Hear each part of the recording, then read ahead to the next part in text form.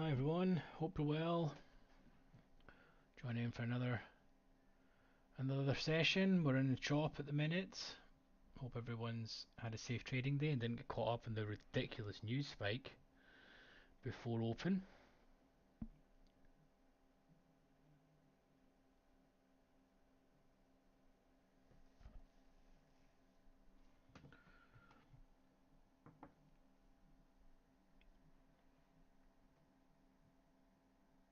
I'll show my positions today that I've taken. Traded okay, left a couple of ticks and so on the table.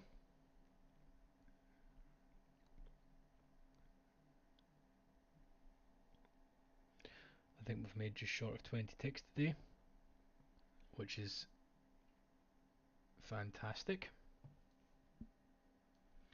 So we're just going to jump on here, turn this on, and then I think when you guys are in, we're going to probably run through the open interest. I think it's a good point to discuss.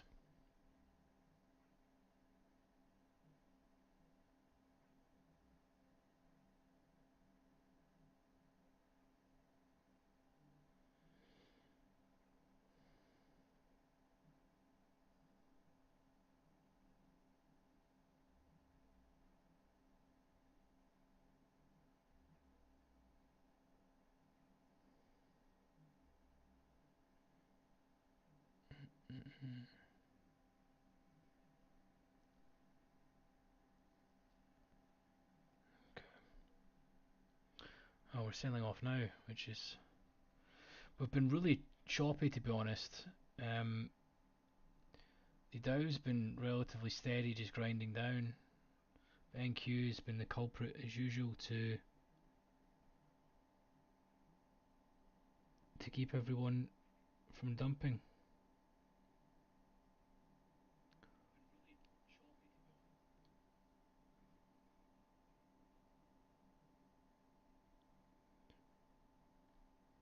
So if you're new to the stream, say hi. If you've got any questions about what you're seeing, please ask.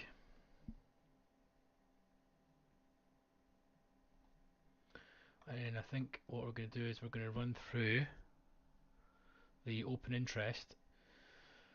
I've been trying to short this break here, but it's been consolidating forever here for about 15-20 minutes. I was expecting the market to break and go down and at least fill out this area down here. We've got some large orders seen. They've not really been retested as such, but we just cannot seem to get a clear dump. You know, NQ's been dropping the most, and then ES has just been dropping like 3 ticks and then reversing. Same shit, different day. You know. I caught some of the selling up here. I'll show my positions later. I think we took a couple of scratches. You know, I've maybe taken something that got to 20 ticks today, so it's been pretty straightforward. I need to put some content, I think, about correlations and absorption soon.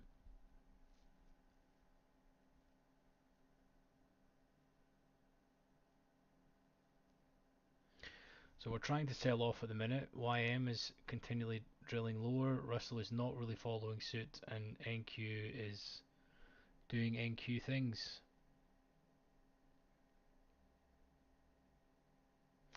So what's interesting so far today is we are pretty much at where the previous day close was, and yet we are plus 9k delta on the day. So extremely interesting.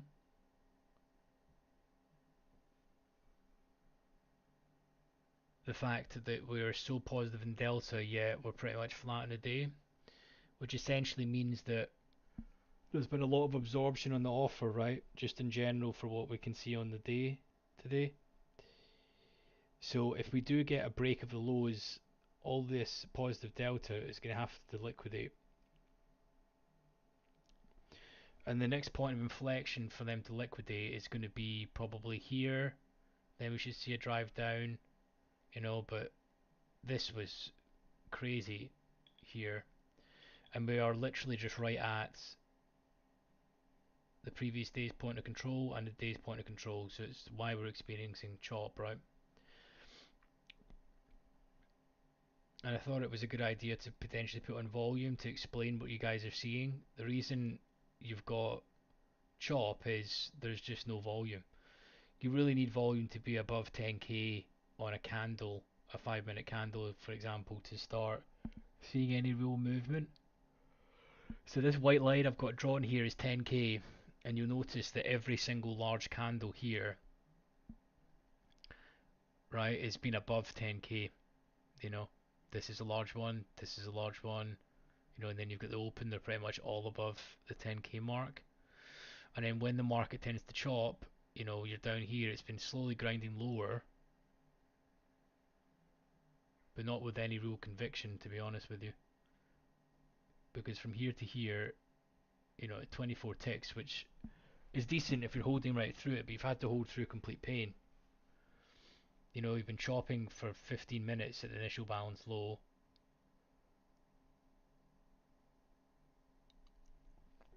And we should potentially see a sweep of the swing point, of the intraday swing point that was put in.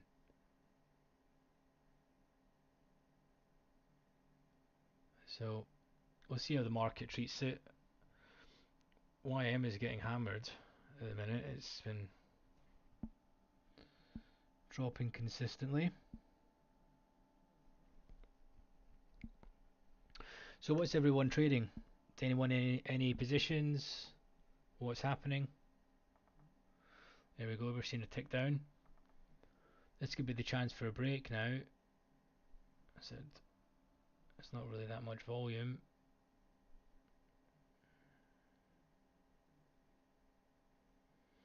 See delta going down a little. I think if buyers do give up this area, there's going to be a lot of liquidations, to be honest.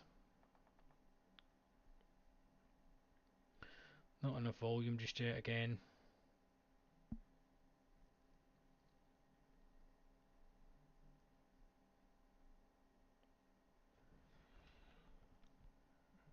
It seems that this was really like yesterday's price action, you know.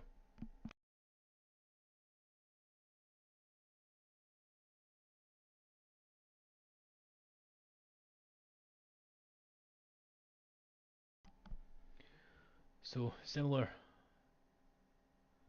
very similar to what's happening.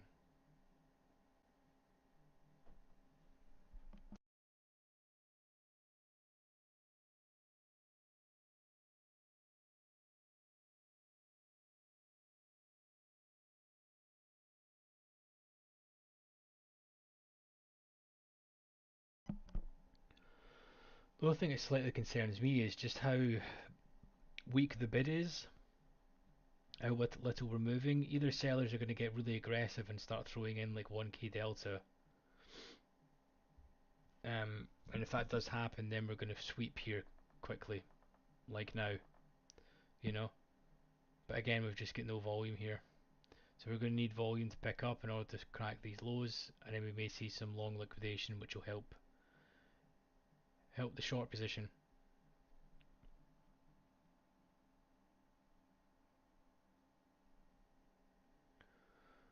Again, it's hard to get super,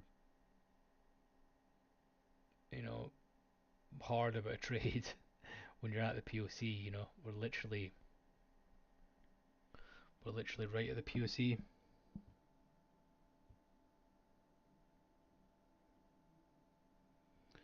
Good, thank you. How is it going?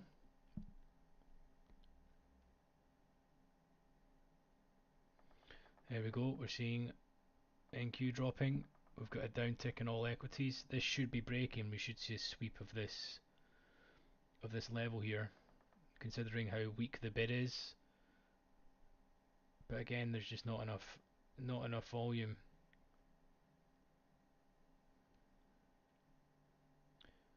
This has been a sad state of affairs for all of today. Sales are really trying though.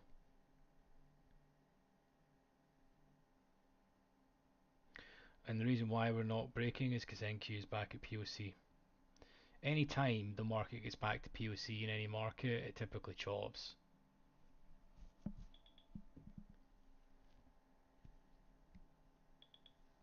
And we've now got these orders to contend with.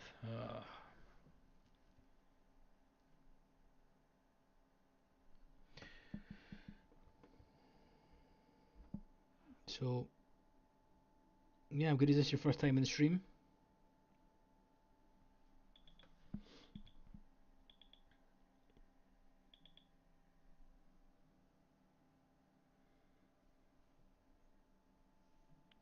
If it is, I'd appreciate if you can hit the like button and subscribe button. That would be greatly appreciated if it's your first time here. Hopefully, it can provide you some value for your trading. Then I'd appreciate if you can hit those buttons. Right, if NQ can crack this POC, this is got, you know, we just need some more volume to come in, NQ to crack POC, you know, and then we should probably take here. Now, my my theory of what I'm thinking is, like we'd drawn earlier, this was last week's low volume area. The markets already went down and sort of used this high volume node as support this morning with the newsprint. So it would make sense if we break out of this range to the downside and sort of fill out my green box area that I'd drawn at the start of the week. Because the market loves to fill out areas basically of low volume. But the trouble is, I've been relatively hesitant to, you know, hold a short for a period of time just because we're at POC. I mean, this could very easily go back up here, you know, and fill out this order before we reverse. You know, you're just going to experience complete chop when you're in these high volume nodes, because when there's tons of volume traded, large traders get off their positions, you know, and then you can easily see a 15-20 tick swing with no real direction, you know. And then we're seeing a bit of buying delta come in, but then price is not really moving, so it's still got all the signs at the minute of a sell-off, considering how bid the day is or positive delta, yet we're actually flat in the day. So it means that all the buying still has to liquidate. But I just don't feel like it's going to happen. It's going to happen now. You know, this is pretty much like lunchtime, 1 o'clock in the US. So there's never really a ton of volume at this time. And like I was saying, the white line, you need volume to be above 10k typically in a candle for there to be, you know, for it to have those sort of painless trades. Oh, you have. Good. Appreciate it, man. Thank you very much. Um, but in order for there to be any sort of direction, right? And this depends on your type of trading, right? I personally am only trying to get 15, 20 ticks. You know, if I can get 30 ticks, then great, and I'll sometimes hold, you know, a home run.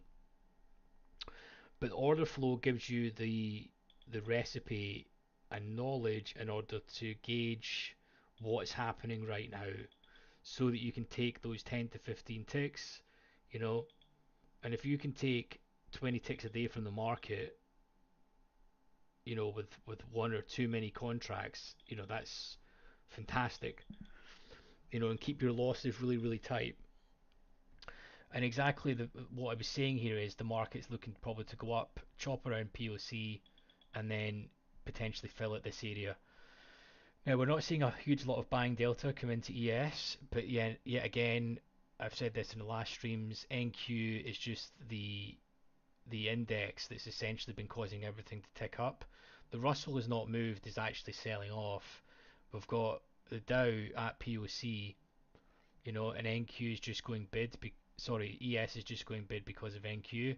So you've got all these correlations at play. We're not really got a sort of one case direction in equities today. So what you're seeing now, right, is this is not necessarily tons of buying that's come in, just the offer has been weak. So you've got two ways that the market can move.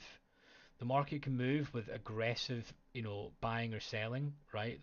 That's taking out all the next prices, or just the the bid or offer gets pulled, So that this is very familiar. The buying that's come up there, it actually was a decent chunk of buying, okay? But the offer was pulled. There was like 300 contracts pulled that takes price up to here. And now we're seeing price actually just back at this level. So we've got more buying now absorbed, right? And it then fits the narrative that if we do crack these levels, we're going to see price flow. You know, if these 50 orders were not here, I would probably take this short, and I may potentially get in if we can go back up here with a stop just above POC. If price can go back up here, because we want to see NQ dropping more. We're going to clear NQ, but these you can see that these orders are pulled now in the bids. We've not really got that much volume coming in, so not exactly ideal, to be honest with you. And the thing is, typically when these 50 lots are flashing, right, and they've been sitting there now for a while, they're unlikely going to be pulled. Same as this 268, you know, it's unlikely will be pulled, but we're going to need a lot of size to come in and clear here. But we're trying.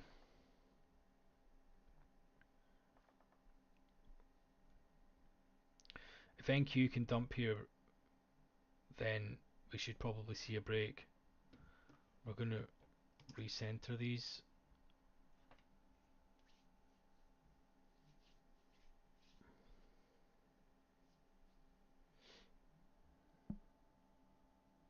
So if you get any questions about what you're seeing, does it make sense?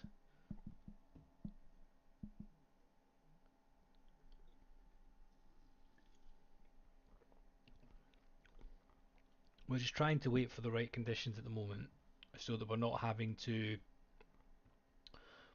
sit through tons of chop. We want to ideally be timing this correctly so that we can get in. Like, I would love this if these were not here, to be honest. These orders would make life a little bit easier, because typically when these large orders are placed, you're going to have algorithms front running just to try and get a tick for the bid to the ask, you know. And we're not really seeing enough aggressive selling either. But the offer is still willing to absorb right now.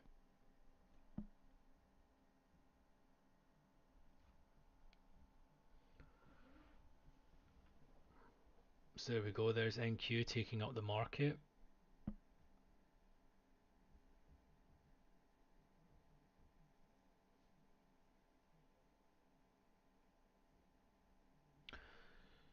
I know I've probably covered this, but the main sort of, I call it my deck, that we've got here is we've got market profile down the bottom left that allows us to see where we're at for the previous week and previous day's range. So are we in value? Are we out of value? Where's the most business being conducted for the day? And then we have the chart up the top left. It's a Heikin-Ashi chart in the 5 minute that essentially just gives us an idea of where the sort of trend is visually that we're seeing on the DOM. And we have inflection points drawn in the market, like previous day's open, previous day close, the initial balance low, the overnight high, the initial balance mid, the initial balance high, and then previous day high. I was waiting for like a golden short, was if we breached the previous day high and then we had a failure there and we saw absorption on the offer. I would have been looking to sell with a pretty tight stop and then look to get a nice trade.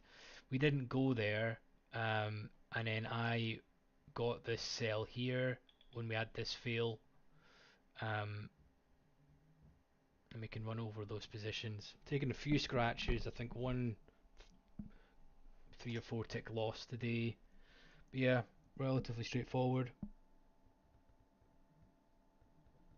Okay, so really good question. So I'll run through what you're seeing on the DOM here. Okay, I'm going to clear. In fact, I won't. So what on the left hand side here, right? This is what is waiting at each price. So you can see there's 5243 evens, 5243 and a quarter. These uh, orders in blue here is what is waiting on the bid to buy. On the sell side, right, this is what is waiting at these prices to sell. The 50 lots that you see is I have MBO data, and I have attached that column shows out of these orders how many contracts are actually in one order type or one clip, right? So what's quite interesting to think about is out of this 194, if we take this as an example, not one order combined in that 194 is greater than 50 contracts. In this 417, one order is 268 contracts, right? Just one order. And then the rest is all little small ones, you know? So we're seeing there someone just flashed 250. Let's see if this is true or if he's going to pull it. So we'll see if this is going to be pulled or not. Watch this 250 here closely. So typically when you see this, is one way is people are saying, right, front run me, you know, and then the offer gets pulled. So we'll notice that this could be a sneaky way of some large trader trying to get an extra few ticks out, you know, and we'll see if this is going to be pulled or not. So let's see if it gets executed. We'll clear it quickly. So you can see, so this has been sitting here for a while, 36 executed at the bid, selling. That's been absorbed, and then 54 has been executed at the ask. Then we've ticked up. You know, so the middle columns are market orders, and when selling happens, it takes that down in that price and then aggregates onto the left here. Now we want to see if how this 250 reacts when price gets down. Is he going to pull, or are sellers going to take this full amount?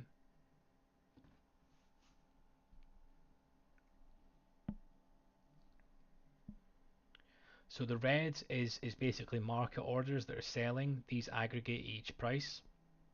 Okay, typically they work diagonally against each other, right? So if you wanted to sell right now, you would pay this price and you would get filled here. If you wanted to buy, you would get filled. So we're now seeing the market starting to tick up, which I think is in relation to this 250 lot. It looks like we're going to range between this 268 and this 250 for a while. Because look at this, we're not really seeing any significant buying here really to be driving price up yet. We're just seeing a correlation bid.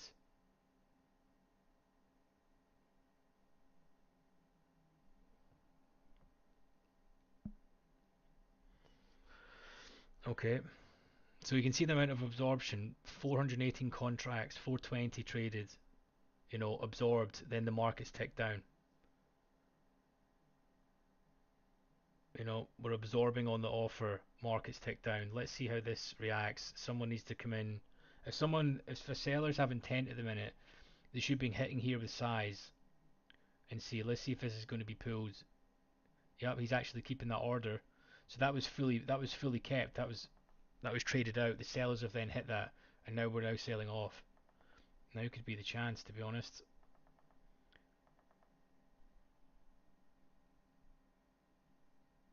But we need to break these now.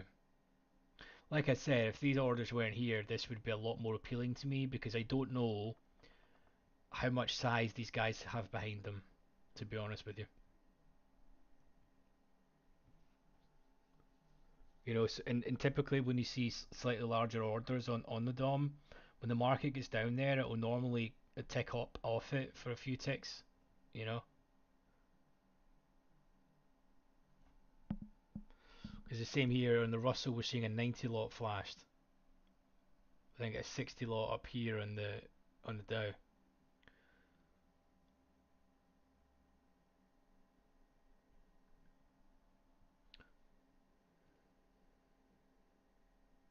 Market is trying to sell off here.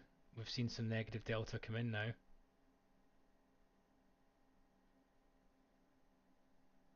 but I just don't think enough. If I could draw a range here, I'll let me go to tools and get my horizontal line. So I'll put one here and we'll put one here because ultimately the market's needing to fill out this sort of range. So until we break this range here, I don't really think we're going to do too much, to be honest.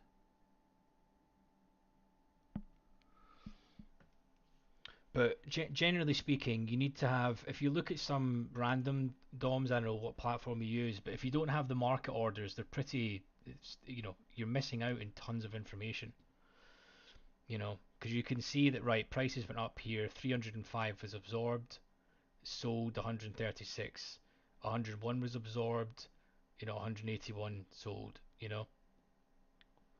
So now we need NQ to be dropping. There we go. This should, if this breaks this low here, we should see this be taken and see what happens if we've got a capitulation through this level. We can see the pulling and stacking that the bid has been pulled as well, and we're seeing the market starting to drill into the next price. But there's not been any continuation in real follow through, and we're seeing a little bit of size now come in.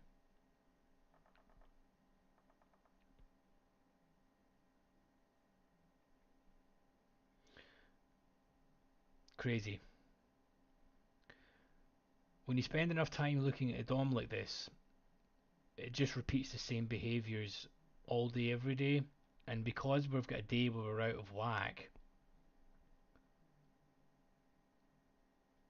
you know, and we've just got chop everywhere. There's not really any real direction. We're getting, you know, 6, 7 ticks and then pulling back in ES. It's also just why the VIX is so low as well. You need the VIX to be at least above 16 or so, in my opinion, in order to have a little bit of flow. At least above 15. I mean, last I checked, it was like 13 and a half or something. So there's always normally a pullback off these large orders.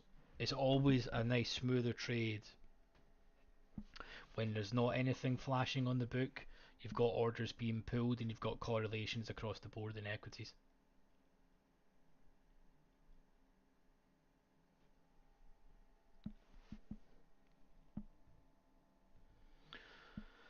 Have you got any other questions about that? Does the pooling and stacking columns make a difference? Basically, or make sense? Essentially, that tells you at these 10 prices what the aggregated total is, okay, of the amount of orders that have been pulled and stacked from the bids, and then here is the same but on the offer. So we can see the orders are sort of roughly stacked on both sides. We're now seeing this been pulled, and we're seeing the market trying to fill out these orders. But we're going to see a fight unless we see some real negative delta come in to try and break. Sellers are chewing through these orders right now.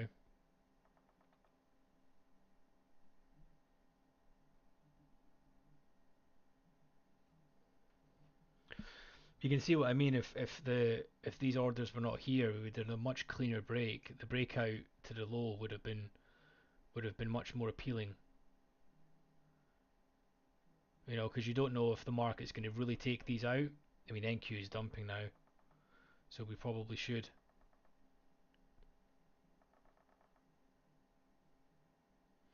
So if we break this level here, Now we should see a stop run because there should be some stops down here. Let's see if we can break it with some size.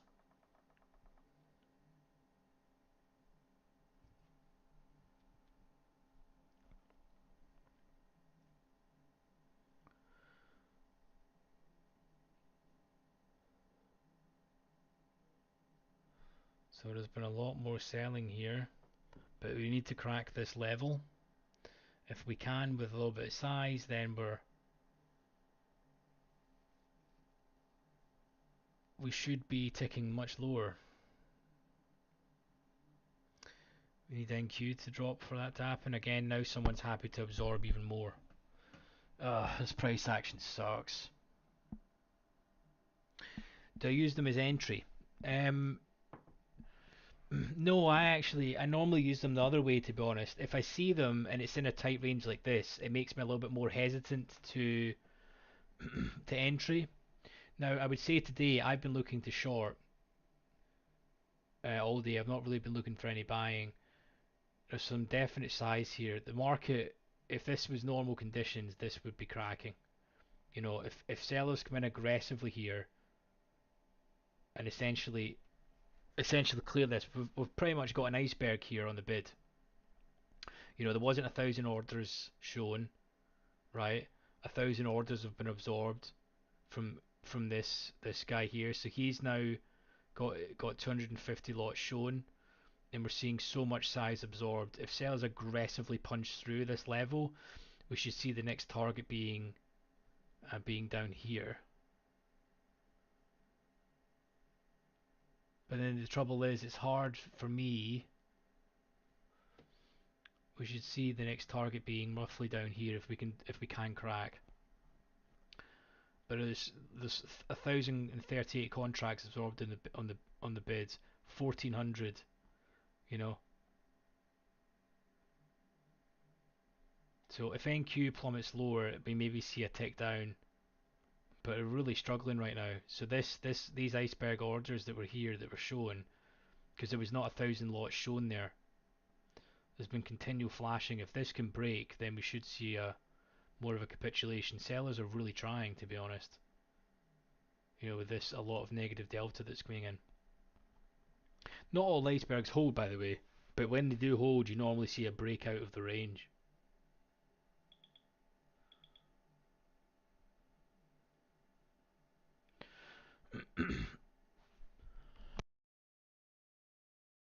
And this is exactly why when you look at certain areas, right, on a chart, on a candlestick chart, and you're like, why did that level break and why did that level hold? This is the reason why. Looking at a candlestick, you've got no idea, you know, what orders are there. They all look the same. You know what I mean? You don't know if orders have been pulled to get to that place to create that candle. You don't know what volume was done in that candle. And this gives you an insight into why specific support and resistance levels break and why some fail. It should be the last piece of the puzzle to complement your strategy, which is pretty much one of two things, right? Which is either trend continuation or you're a mean reversion. You know, you're fading the trend. That's just the basis of pretty much every strategy, right? You're either in one camp or the other. Now we're in the same boat on our side. If the market can't crack here, we're then just going back to POC for more chop. So hopefully that makes some sense.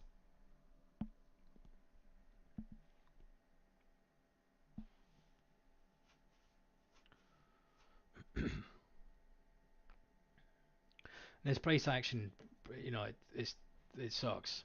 I'm like stoked to get 20 ticks out of the market when it's like this. And typically when there's huge data points that the market's waiting to come out, like the CPI print tomorrow, you're normally going to have just chop because the market's really waiting for that data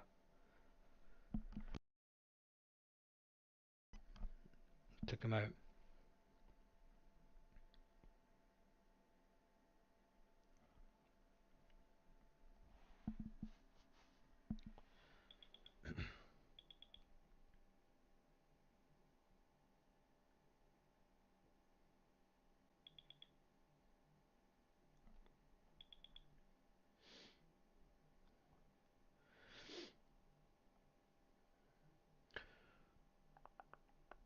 and we are approaching the low of the regular trading hour session, which is pretty much nearly the low of oh, oh, it's not the overnight low. The overnight low was this ridiculous news candle. So these yellow bubbles are contracts larger than 200 that were executed in one clip. So it shows you that there's been quite a lot of aggressive selling for us to get where we are, yet we still can't crack. So there's been a ton of absorption down here. And then if we do go bid back up, we've then got the POC to contend with, and then back up to this 268. So this is pretty much the range until something happens, and I can't really see anything crazy exciting unless we see volume break 10k. We're now getting to what, about 1 o'clock in US session, so we should see maybe volume pick up in the next couple of hours. We're going to clear this so we can see the fresh orders that are coming in. This level down here is still flashing.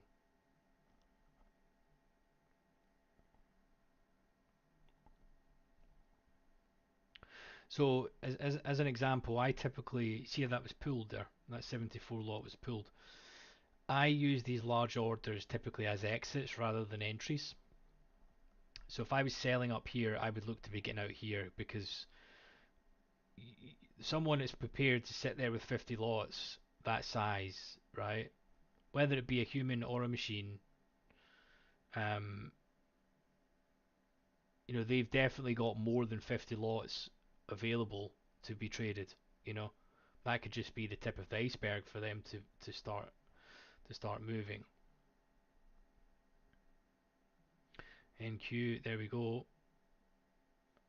I would love to see us break this level. Now could be the chance, to be honest, but what's volume at?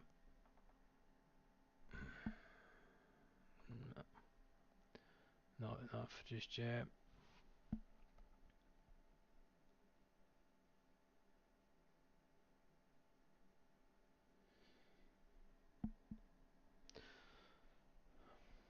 Everything is ticking down here, but it's just a gradual, painful grind.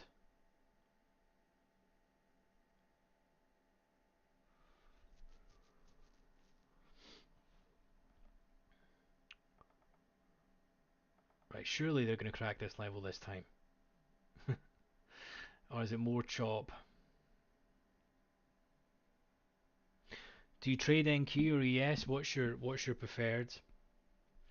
If you think this is slow, I don't know if you've ever traded treasuries. There we go. This should be going. Look at the amount of more orders happy to absorb here. There we go. This should be aggressively dropping now. You would think so, with everything ticking down, but ES is really not moving. If we can crack this level with some size in these orders, this whoever's looking to absorb at these levels goes away, like they just need to turn off the buying tap. This will crack, and the next target will be down here. I am tempted to see if we can crack this.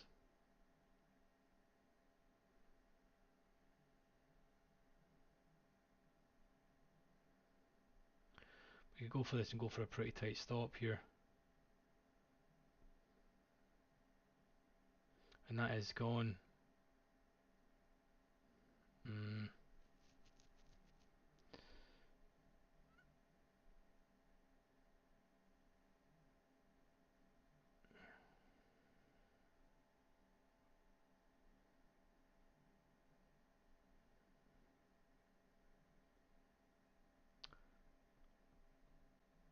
No, not ideal.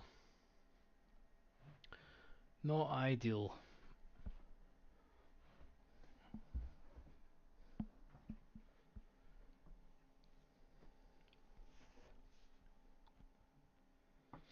So bid is now stacked.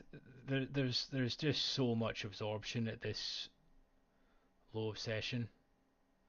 We're going to need much more size to come in now in order to crack. And NQ needs to drop at the same time.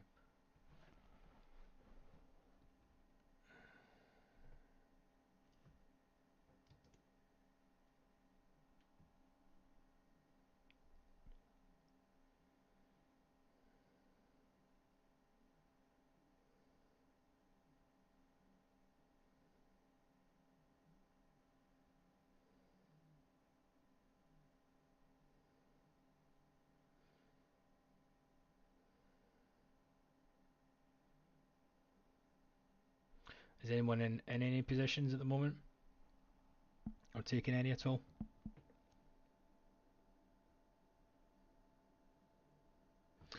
Nice, yeah, the correlation is so important. See, this would be a glorious short right now if there wasn't so much absorption, you know? You know, I would rather miss this trade. There we go, that's been pulled, so this should be going. If NQ should drop now, this has been pulled. We're gonna see if absorbing is done. No, it's back. My God, the fuckery, honestly.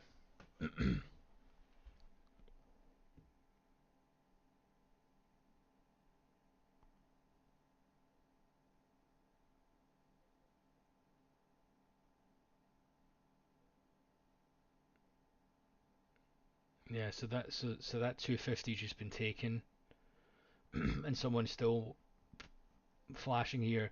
If this level can crack, right? If sellers do manage to crack through this level, we're going to see some size, but they just cannot seem to crack. Someone is just, you know, they've already absorbed 3,000 contracts, then they're flashing more, you know, and then NQ's ticking up. If NQ holds above the POC, we're now going to catch everyone that was aggressively hitting into the bids. They're going to have to stop out, but then the next target's going to be up here, you know. That's on the short side. Whereabouts are they going to be wrong? And they're going to need to start stopping out at this yellow line that I'm just putting on the chart at the top left. And the fact as well with this level that I drawn, you know, the pretty much low obsession, we've ticked it lower a few times and just seen absorption at the break of the level, which is the last thing you want to be seeing, to be honest with you. You want to be seeing the market breaking that level. None of this shit where you're seeing guys been like, all right, I'll just stack another 100. I'll just stack another 250. I mean, I've already absorbed thousands of contracts, but I'm happy to absorb more. You know?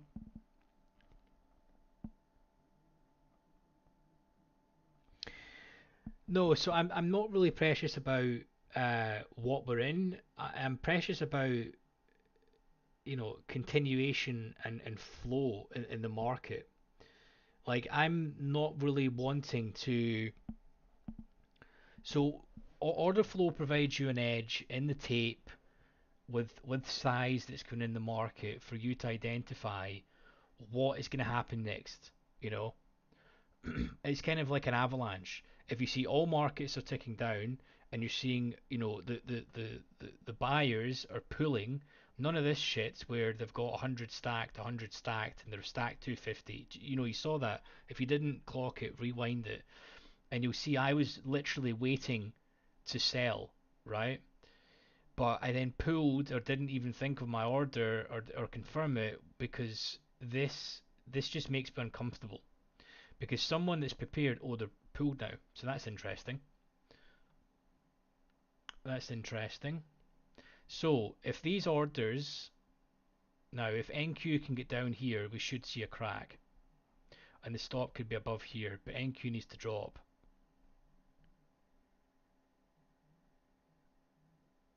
So this is looking more appealing that these orders have now been pulled.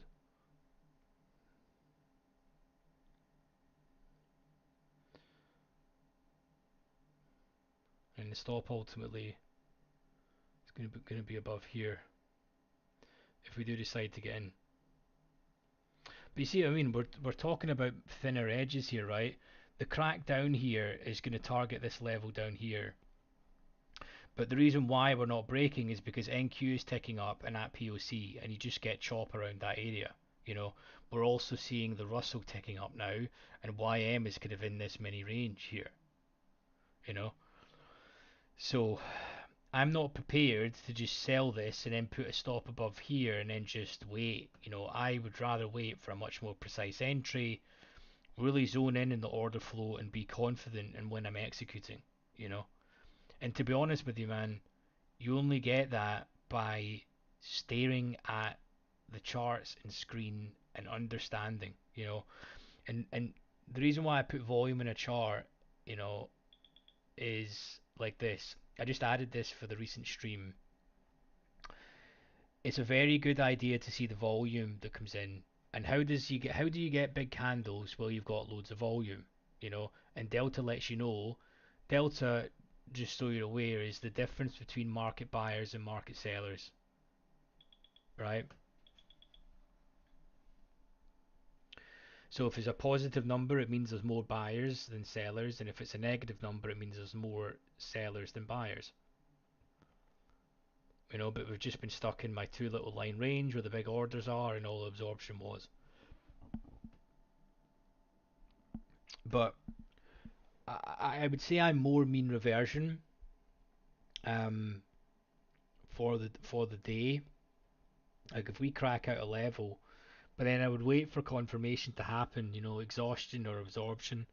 You know, I mean, if I was looking to bids, but I can tell you, I'm not too comfortable. You know, I, I've traded for many years, and I'm not too comfortable with buying where that guy was buying. To be honest, see the huge lots.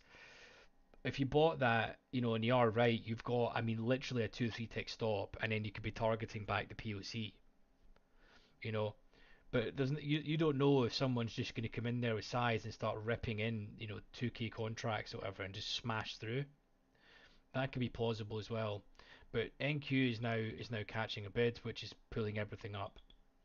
So the yellow line I've got in the chart, there's going to be pain for the sellers. They're going to have to stop out. This recent delta that's come in is going to have to stop out above here. But again, we're expecting movements to happen, but then look where we are. We're literally in, if I do a composite here, the red is the POC, this is the POC. We're literally at yesterday's point of control and last week's value area high. So,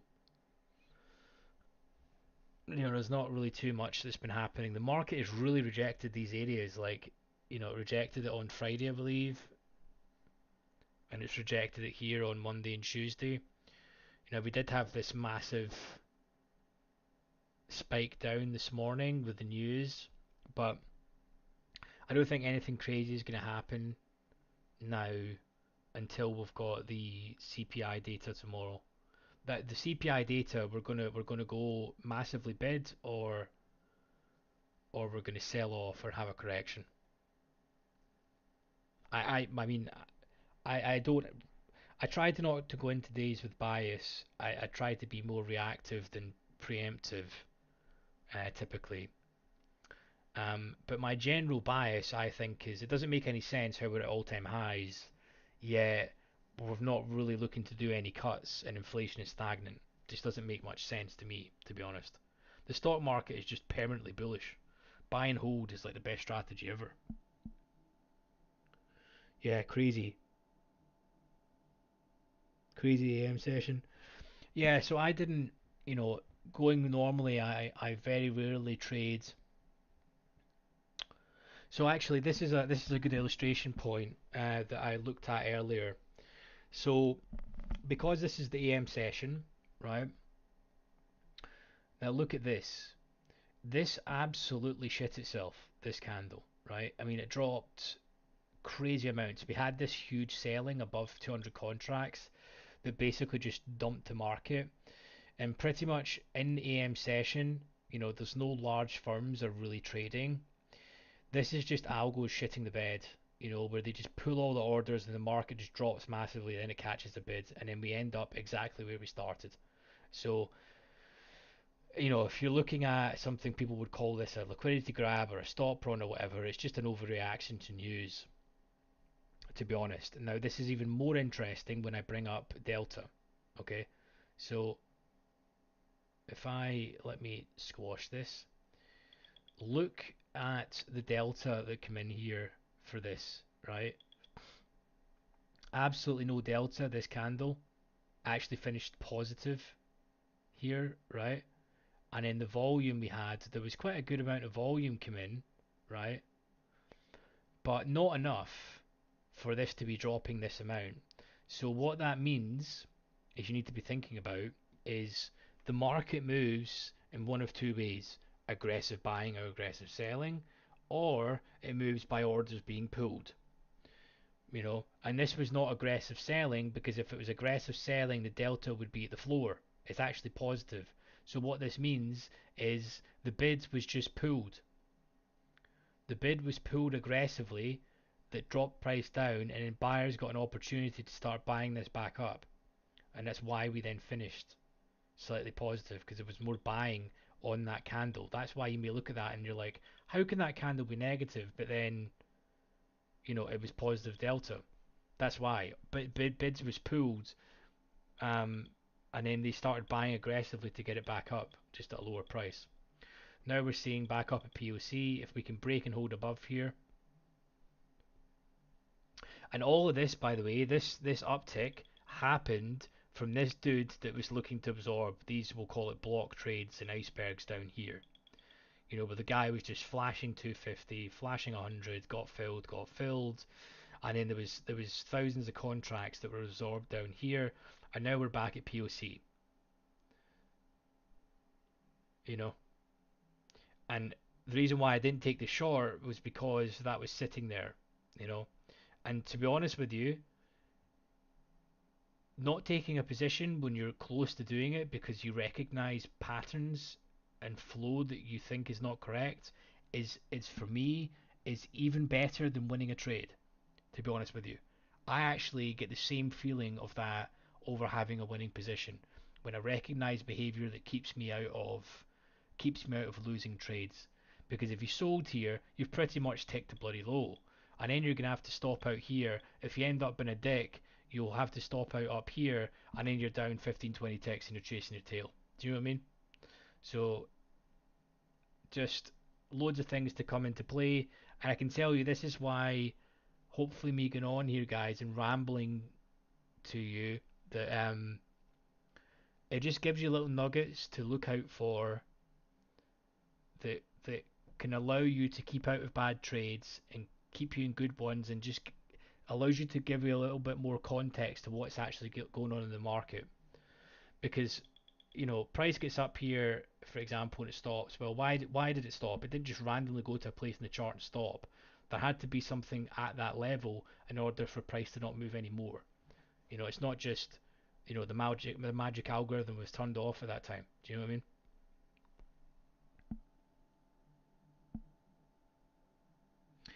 Yes, I think I've taken four four or five trades today. I've taken a couple of trades that are pretty much scratch. I've taken one trade loss of 3 and 4 ticks, and I've taken about one 10 tick winner, roughly. So my net positive for the day was about 20 ticks today. And if I do get anything that's going to show up here, I would like to take it. But right now, there's just no edge for me here. I'm certainly not buying into point of control. You know, and the obvious place for me would be to try and sell to get a little probe of the liquidity that's going to be down here.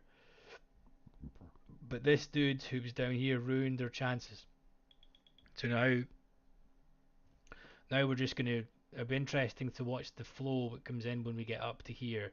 Surely this guy that's been sitting with 268 contracts is not going to pull. He's been sitting there for an hour. So there's some size come in. So let's see what happens. we'll recenter these.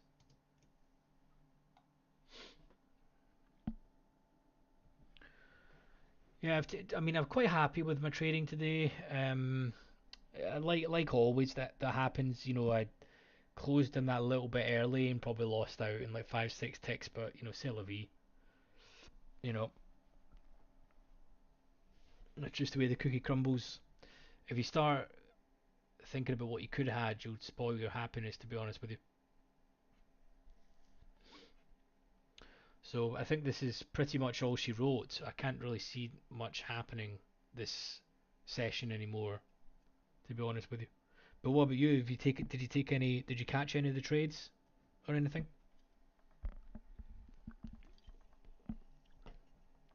See, now would be a good risk to reward for this, you know. But again, not the risk to reward is quite juicy, but it's just not appealing. This action. We're gonna clear these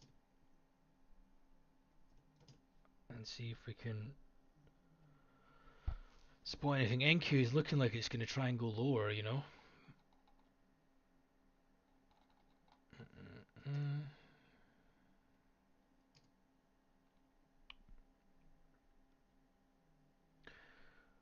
Do you guys ever watch treasuries, or do you mainly trade? Do you mainly trade equities? I think when everyone starts, honestly, they should start in treasuries. Like you cannot go broke trading treasuries. If you trade one contract on ZN, you're always going to be there tomorrow. Put it that way. You know those things are moving like 20 ticks a day tops. You know, and the tick to commission ratios in treasuries are fantastic. You're paying, you know, you're paying like $3 a round turn. You know, and you're netting the guts of, you know, like $28 a trade for one tick. You know, so you can, if you're looking to scalp away, that could be your flow. I have a treasuries deck up like this, to be honest with you, but you need to have the patience of a saint. You know, it's boring.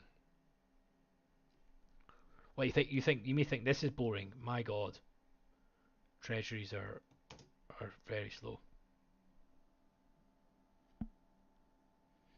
Still sim trading, but I decided to sit back and watch. Nice one.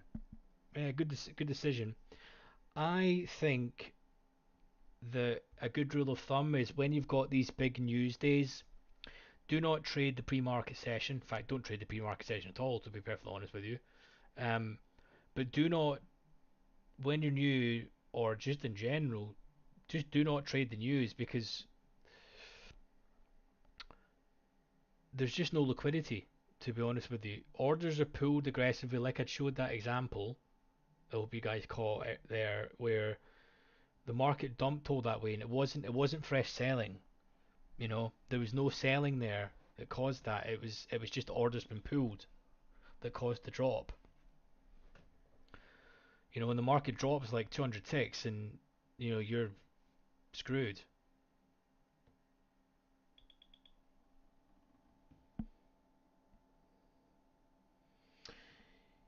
Yeah, prop accounts are good to start for sure.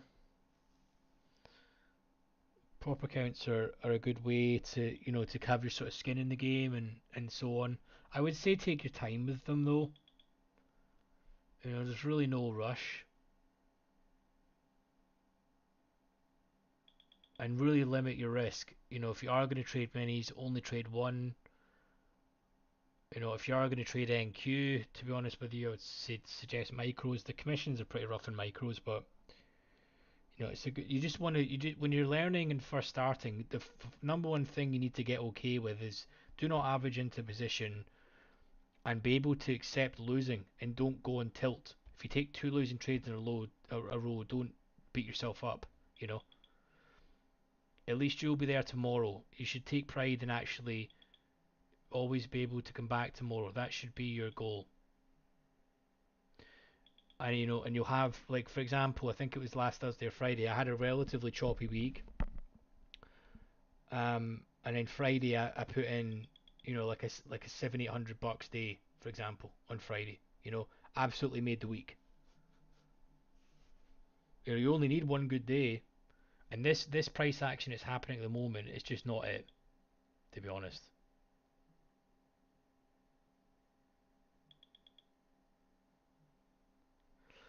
So we'll see what the market does with this 268 when it gets there. What prop firm are you thinking with? I would say if you're going to go with the two biggies, um, I know that Apex is really really cheap to start, and that's the one everyone tends to go with. But trailing drawdown is just, in my opinion, just creates bad habits. To be honest with you, it's very unfair. It's so unlike real market conditions. It's ridiculous. Uh, that trailing drawdown thing. So I would stay away from that. Go for a firm that's an amount that you feel you're comfortable losing, and um, the conditions are very much like a real market. To be honest with you.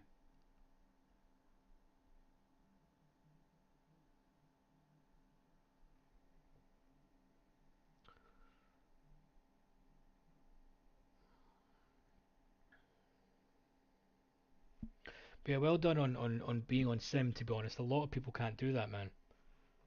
When I first started, I really really struggled with that. Just going on sim, and if you're able to treat a sim just like a real account, then fantastic.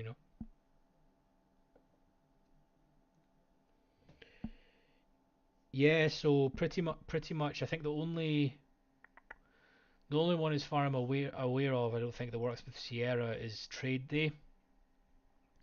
As far as I'm aware, um, I know that all the others just use Rhythmic, and Rhythmic you can you can connect up fairly straightforward. I would suggest though with Sierra is to get Denali data feed. If you don't have Denali data feed, you're gonna have to use Rhythmics from the prop firm, and Rhythmic's not the best for data. They're good for order routing, but not very good for data, in my opinion. So this is looking quite likely. Look at NQ ticking down.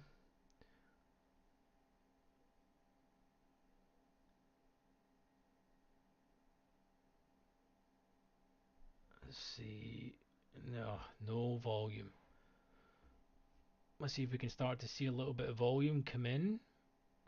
So we've now basically went the guts of, call that, path past.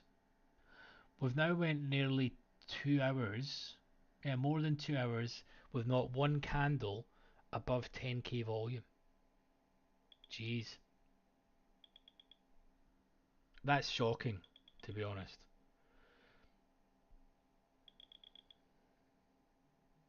So breaking through, let's see how we can. So the offer has been pulled at the minute.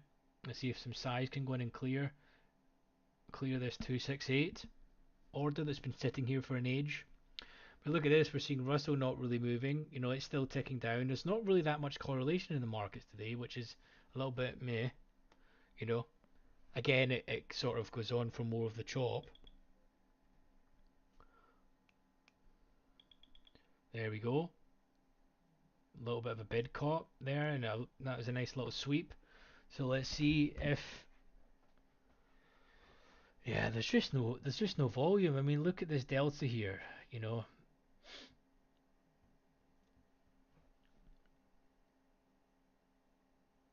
we're definitely overall today seeing a lot of absorption on the offer today. A lot of absorption,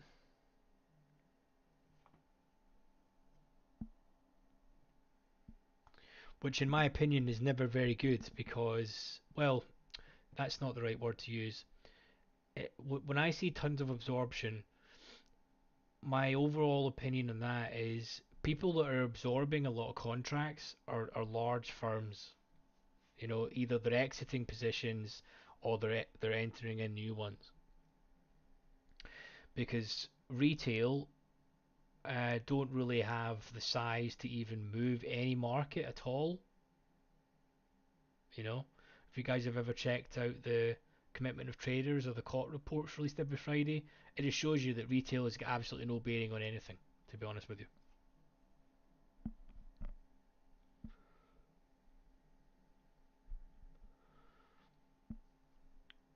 Again, market's going bid here with no real size. This 5 minute candle, which we've got a couple of minutes left on, is good, still under 3k volume. So we'll see what happens if we take out this 268 area, but again, we're just feathering around it. Now let's see if this chap has got more behind him. So he's still getting filled. They took the whole amount.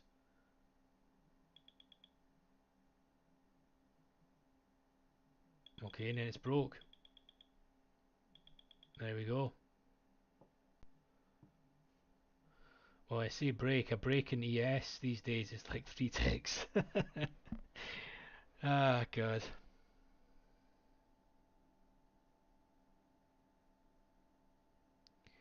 No, no, no, not always. Not always. Not at all. I trade pretty much every day depending on the market conditions, but I also run a tech company as well.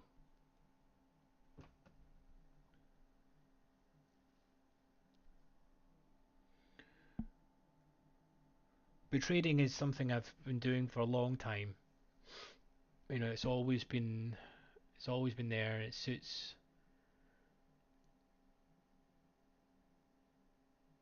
I'm just interested in markets, to be honest with you. So I enjoy it. I enjoy the process of it. To be honest with you, you know, you've got to enjoy something for what it is, because when you first start trading, right, everything is cool. You're looking at it. There's tons of different strategies. You're getting information overload. But when you've been doing this for 10 years, it's quite boring. You know, I've got the same charts. You know, sometimes I add on volume just to give me an idea. You know, but my charts pretty much are the DOMs for correlation. I have market profile, and then I have a general chart that just gives me a basis of where we are in the day. You know,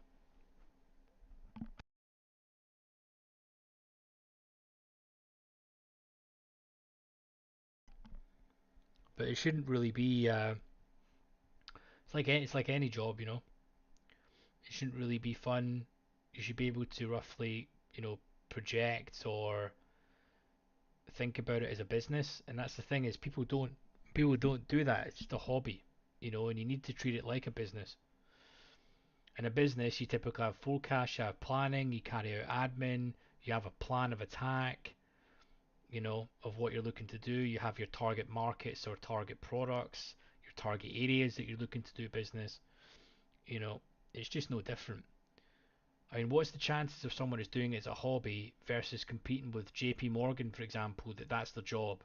You've got dudes that are spending 50 hours a week studying and analyzing charts, and then, you know what I mean? It's hard to compete in that unless you put enough time in, or you understand what you're looking for.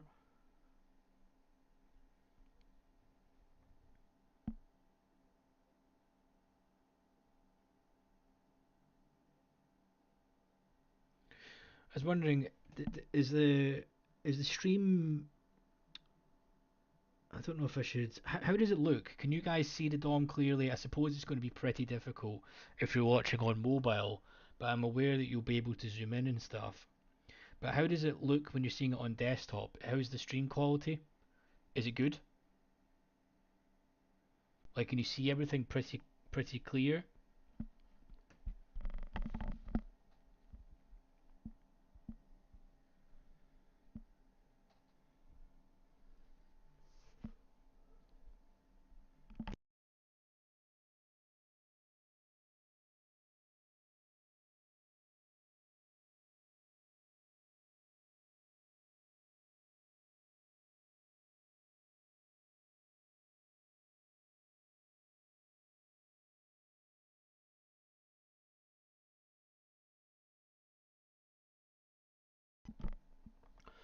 Look at good old Russell trying to help the world out, dropping.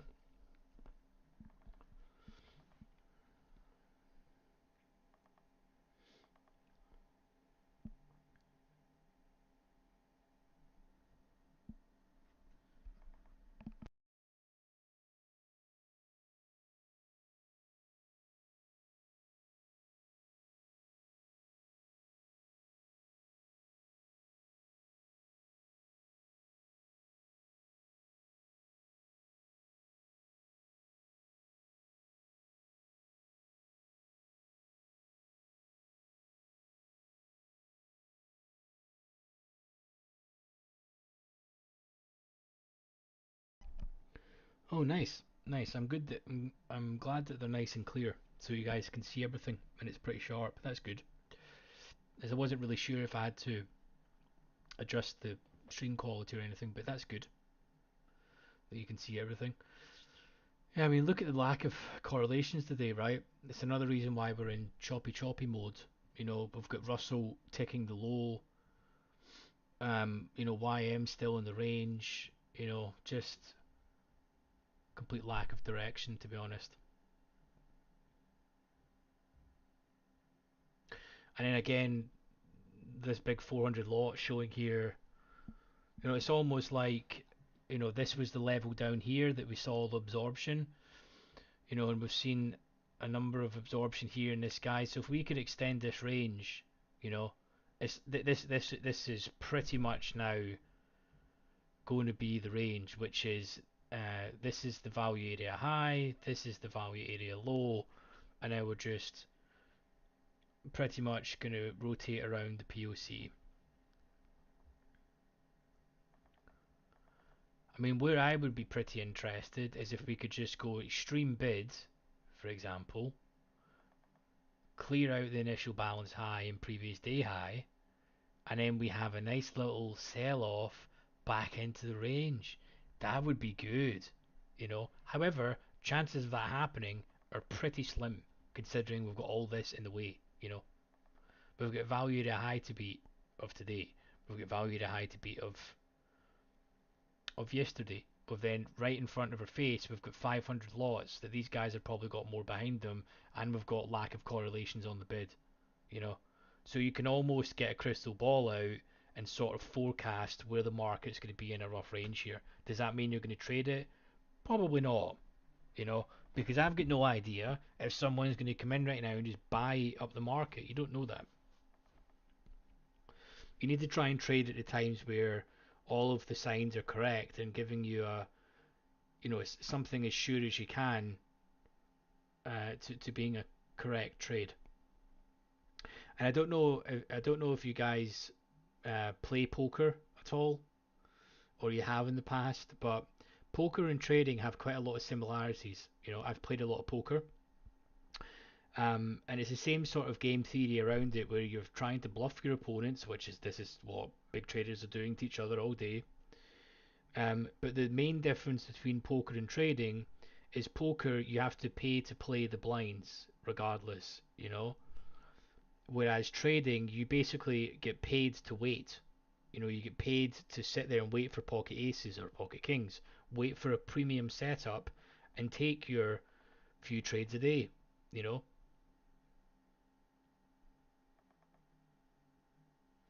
So we're seeing NQ now tick down.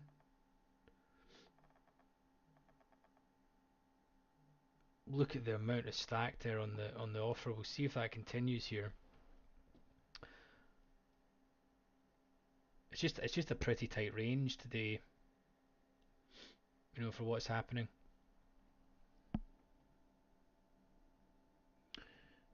Can you explain the relation of interest rate and stock market? Okay, I'll explain that.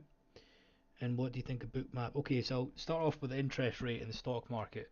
So pretty much in a very simplistic form, um, stock market are businesses like everything else. They've got credit lines, they've got large overdrafts, large loans, um, and ultimately the stock market likes interest rates much cheaper, okay, so that they get cheaper money and they can buy back stocks, they can grow their business, they can expand, you know. It's like anything. If you got interest rates really cheap yourself, you'd be able to maybe do up your house or, you know, do things and expand and grow and try and add value onto your existence, you know. And you need cheaper money to do that. So when money is cheaper, i.e. interest rates are much lower, it's typically good for equities, you know. They much prefer um they much prefer when interest rates are lower for cheaper money. And then on the contrary, the dollar prefers higher interest rates as a whole, because the dollar as a currency has more, when interest rates are higher, more funds flow into the dollar because they get a higher yield return on their overnight positions for it, which is known as the carry trade. So that's very simplistic how that works. And then the Fed's job pretty much is just to try and counter inflation. And one of the main tools that they have, the most effective one, is going to be, the interest rate. So they need to hike or cut. And the objective of that is, when they're cutting interest rates, um, they're basically trying to get people to spend more and take less pressure off the economy because mortgages go down, credit lines for cars go down, your credit card bills go down, everything that you've got some sort of APR attached has a base rate that then goes down, you know. And then ultimately, when interest rates are increasing, that then essentially makes things more expensive, which then stops people spending, um, and ultimately causes people to try and save more. So it's different ways the market does it. I personally think the Fed and all the other central banks have really, really, really made a big mistake. They should have never ever got to a stage where they had to raise interest rates aggressively for like 10 times in a row. You know what I mean? They should have been increasing that gradually over time. They shouldn't have, that was why everyone's interest or the mortgage payments, pardon me, all everyone's mortgage payments doubled because it was such a sharp rise. They shouldn't have done that. That was just really bad, whoever was in charge there doing that. And then that's just, I would say, the general sort of theme. And then all these reports that come out every month, you're then meant to have a rough guide of where that impacts the central bank and their decisions and what they're waiting on, you know, and what key numbers they're looking at. The only other thing that I would say about the NFP reports and some of the big reports that come out is see the first release of them. It's nonsense. I don't know if you guys know this, right? But the first release, these things are revised up to 3 times, you know? They're revised the following month. So the first number that comes out that the market goes bananas at is revised anyway. So it technically doesn't mean anything. Do you know what I mean? It's actually the revision numbers that you should be looking at to give you context, to be honest, because they are more reflected.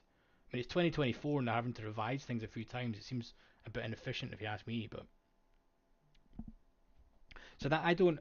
Would I say I trade that? No, I have a general outlook of what I think about it. Um, but is that the reason why I would hold on to a trade? No, I just think it's good to have all of that in your arsenal and understand how the market moves and understand how fundamentals come into play. You know. So hopefully that answers your question about the rate in the stock market. And what do you think about Bookmap versus Jigsaw for the DOM? Okay, Bookmap, I'm not really a believer, to be honest with you. Um, so Bookmap is using MBO data, which I have from Rhythmic. I'm using it from Denali data feed, right? They're basically saying that they have an algorithm that they can tell you where stop orders are. They can't, because stop orders are kept at broker side. They're not visible in the DOM. They're market orders. You know, if you had a stop order, say up here at this 400, it's not going to be visible in DOM. at all. They're kept broker side for client integrity. So the stop runs are pretty much a best guess, right? Side of things. And then iceberg indicator, I can see how that can be quite helpful. But the trouble is, you need to really adjust the threshold, because if you watch, there's a stream on YouTube. I think it's some bookmap thing. Think with bookmap. Remember off the top of my head. I've had my charts up and listened to that, stream, and the bubbles are not accurate. To be honest with you, it's doing big bubbles when like 20, 30 contracts have been traded. Do you know what I mean? And it's calling icebergs when there's like 10 contracts traded in on NQ and stuff. So it may be beneficial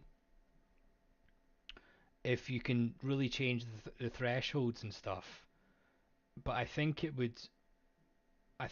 versus the price of Sierra and Jigsaw, to be honest, I think Bookmaps are a little bit too expensive.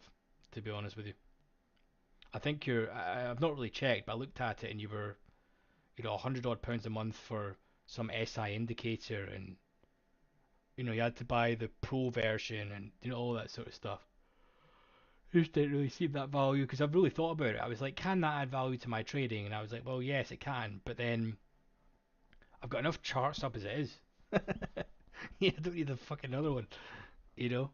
And then Jigsaw. So Jigsaw has a couple of perks. So I'm a Sierra fan. Like I'm a really big fan of Sierra. I think it's a competitively priced product, and I think it does a lot. Um, I think their charting is far better in Sierra than Jigsaw. Now there's a couple of features the Jigsaw have is the iceberg thing, to be able to sort of guesstimate icebergs. And I suppose there's a way that they can accurately show it, which is, if there was an order shown on the bidder offer, and there was more size carried out there, then they would sort of jot that down, and show you that. So that's one thing. The other thing is they have momentum tails. Depends if you're into that, to be honest with you. And then the really simple feature that they have in the DOM that I've been trying to bombard Sierra's support for is just a text column. A text column to, so say for example, if I didn't have my stupid little lines here, I would just have a little text column here that says absorb. Or up here I would just have a little text column that says sweep, and type S for sweep, A for absorb. I could do that by putting like stationary text and stuff, but I would rather, that's one of the main, something so simple that Jigsaw has is a text column. But again, you would then have to pay for two platforms just to have a DOM from Jigsaw, and you know I can live without a text column. I'd love it if they added it, and I know there's probably a workaround I could do for it, but I don't know, I would just like a simplicity to click and type.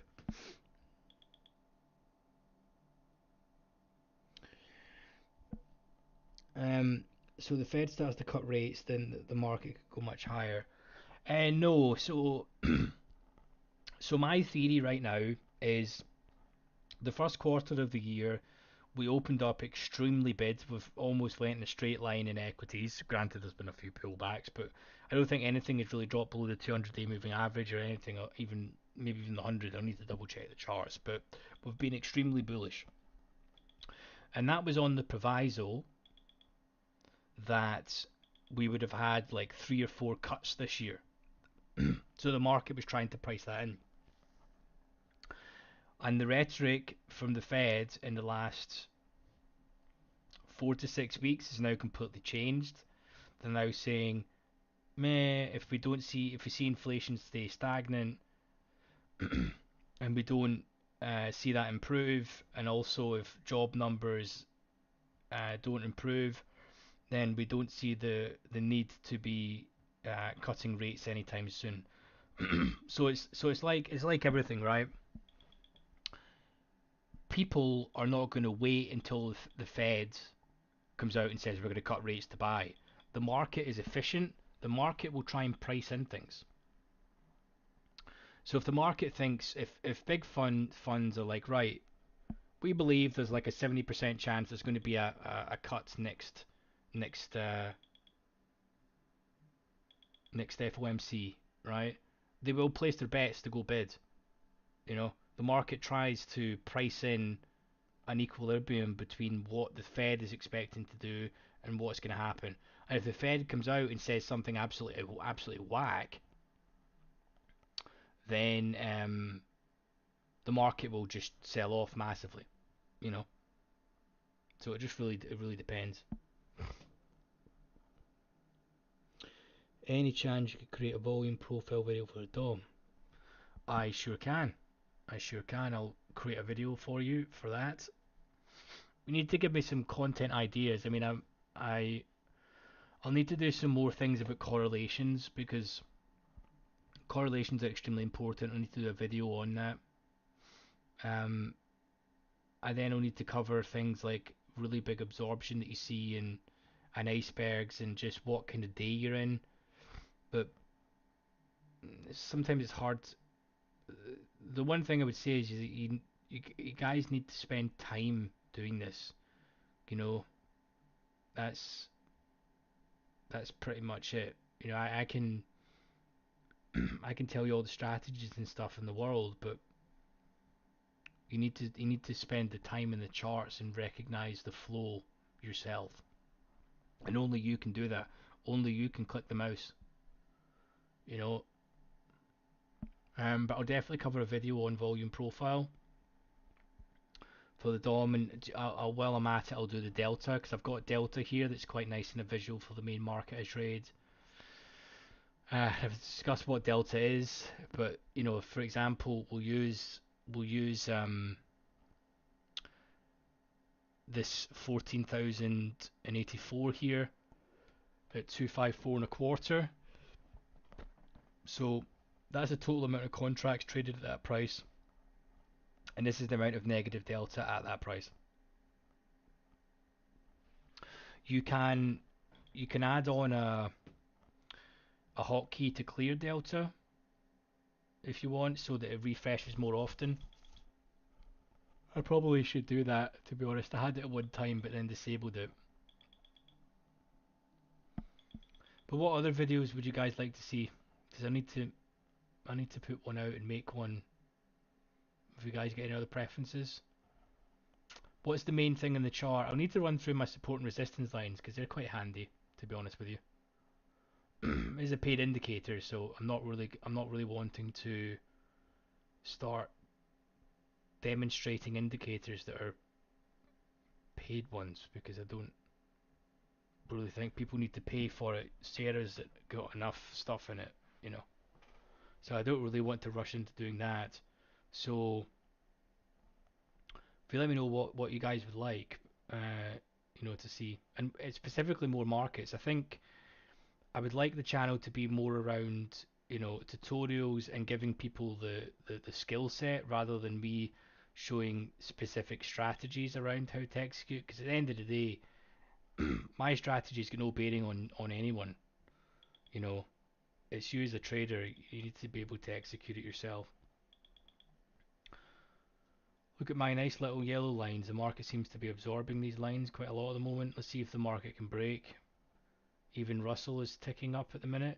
We're seeing everything slightly tick. If NQ can break here, break the high, we should see ES pop up a little bit, but it doesn't really look like it at the minute.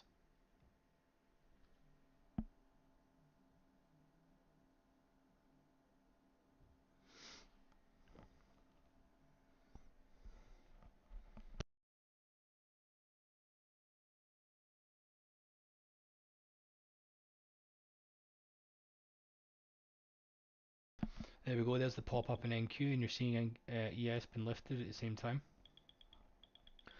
But you notice how there's not really any popping. There we go, we have a little mini stop run of 2 ticks. Wow. Fucking hell, this price action is depressing, honestly. What shit market conditions this is. Truly.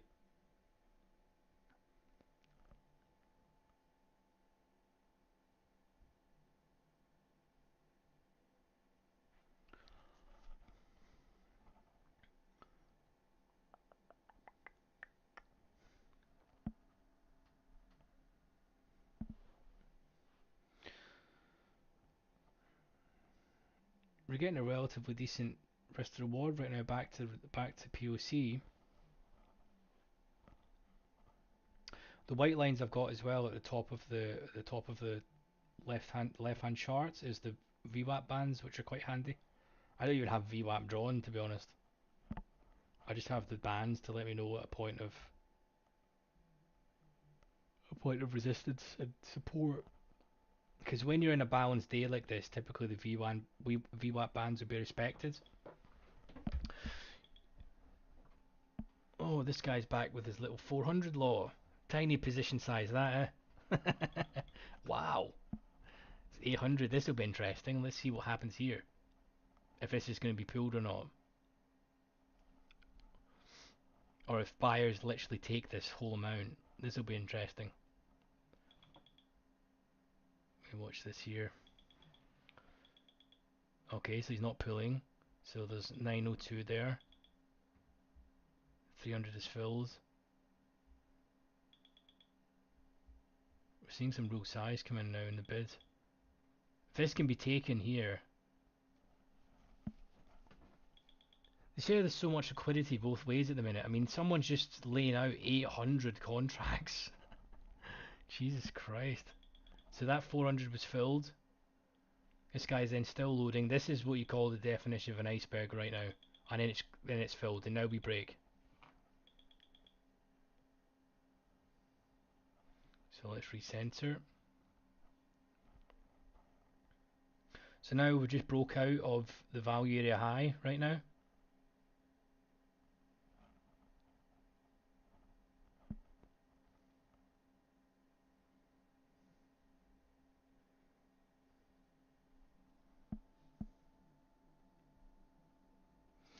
I think the benefit of a clear strategy explanation helps and your user makes sense of the DOM initially. Yeah, okay. I mean, here's the thing, guys. If you think that would be valuable to you, no problem. No problem. I think this is the thing, is because I've been doing this for so long, you know, like you've got to, I've been doing this for 10 years, man. So I forget I forget what it's like when I first started doing it. I remember I was all over the shop. I remember that much. So I think what I'll do is I'll put something together, and it's mainly going to teach you guys what to look for and what not to look for, and specific behavior on days. And it gives you a strategy and sort of outlines, the behavior in the market you should be looking at, rather than, if the market does this, just buy. If the market does this, just sell. Do you know what I mean? I want to give you guys the sort of context to teach you how to learn more about the market, rather than just this indicator goes up, this indicator goes down, press the buy button. do you do you know what I mean? I think those YouTube channels are hilarious. You know, oh, when this random indicator that you type into TradingView gives you a green signal, you press buy. God, if only life was so simple.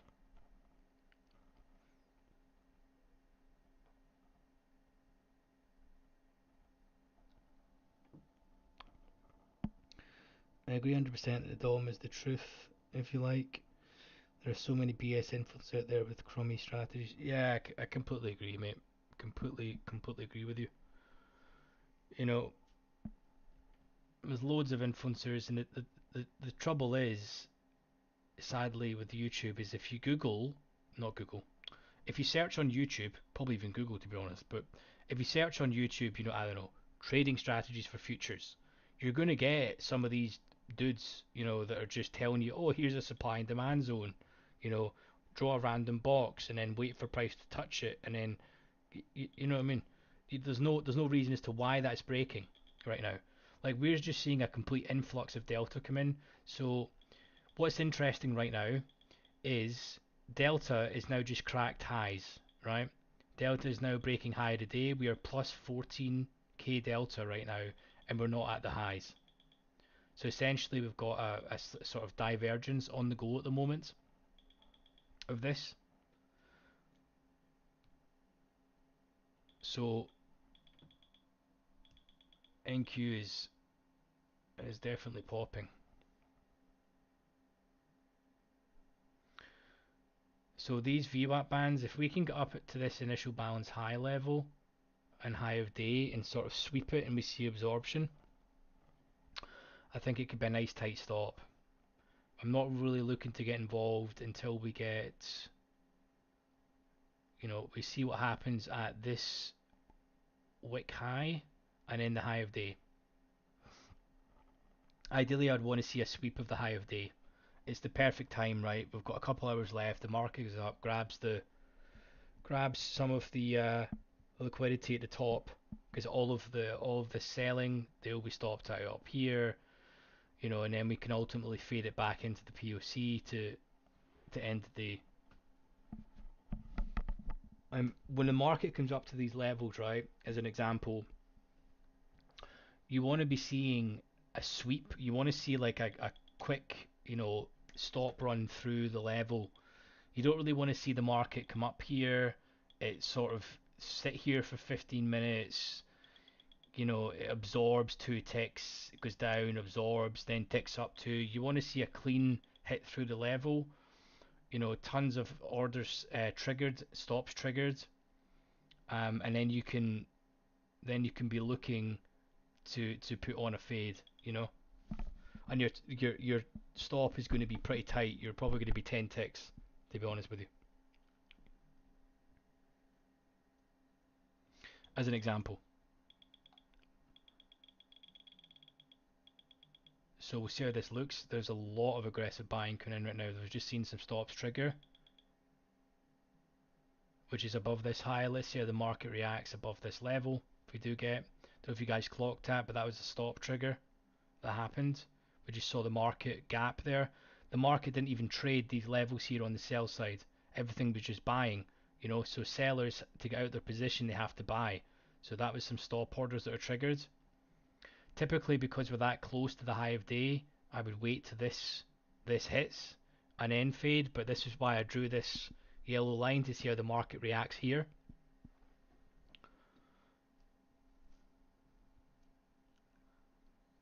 But this is typically the strategy, right?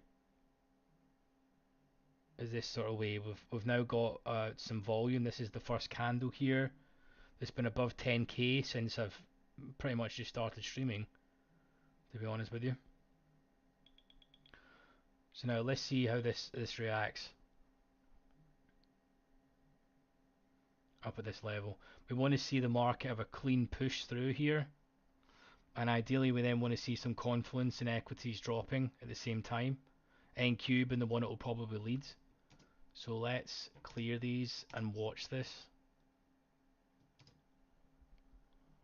So we're seeing someone pretty happy to absorb up here. Sadly, the way things have gone, if this doesn't break the highs, then we need to see what the behavior looks like. Yeah, the heat map's pretty good. I use the heat map, but I think you need a couple of screens for it. The heat map is nice. I've got a custom chart book for that if you would like to have a look at it. If you want to join the Discord. I would say the heat map is pretty good on ES. It's not so much on NQ, to be honest. Okay, so we're seeing volume start to taper off. I wish the market would hurry up and just take the highs. This is now slightly negative. But again, the fact that NQ very rarely just leaves 2 ticks before the high without breaking it. I mean, it can always happen, but see, this is the type of behavior that I'm talking about that's not ideal. I would rather the market punched right through the level with some aggressiveness, rather than we get here and then we consolidate, for 10 to 15 minutes and the market sort of grinds.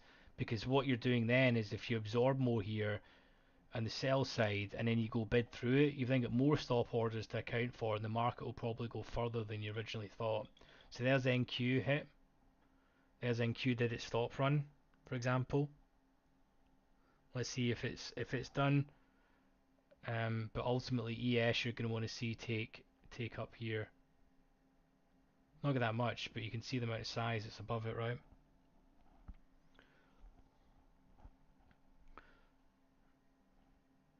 If we can crack probably 4 or 5 ticks, give or take, above this high here, and we get a failed break and we see delta start to taper off, then I'm going to be game for this.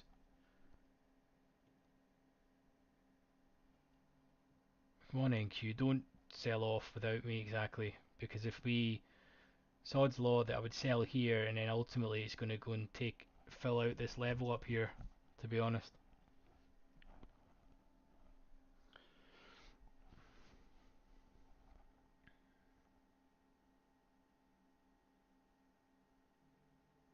NQ is starting to hit.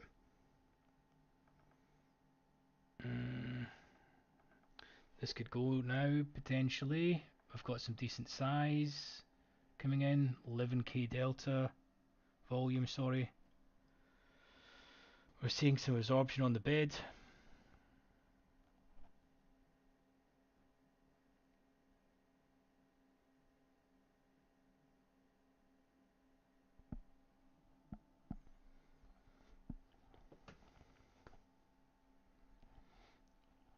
So YM and Russell are already showing the behavior that we like. They're slightly ticking down. If they could stay there, and then NQ busts the high again, so does ES, then we see some absorption, and we see delta start to taper off. Glory stuff.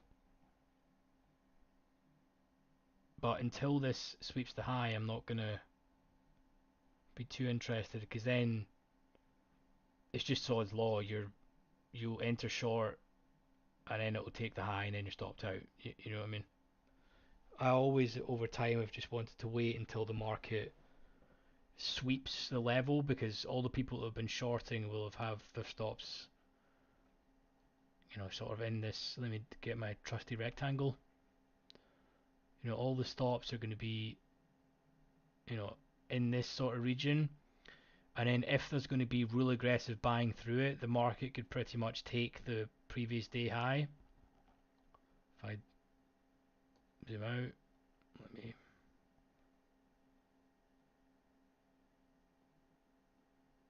Okay. Here's the previous day high here. So here we go. Here's a potential stop run. NQ's just looking to pop through it. Let's see how the market reacts. If we're going to get a big punch through it. So we should see initial stop orders triggered for the initial balance high, which is the high of this session. And then we need to see how the market responds to the previous day high. Because how many ticks is this away? So 10 ticks. So we've got pretty much up to here is the rough sort of range. We want to see some failure if we do break the highs here, which is looking likely, to be honest. It's quite nice for the overall short idea that we've got Russell not really following suit.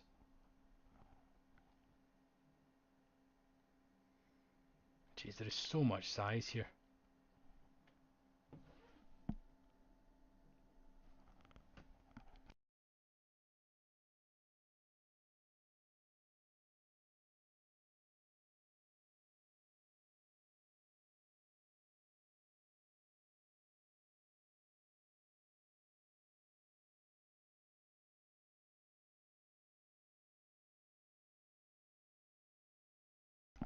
It's pretty much like an hour, 40 minutes left of the session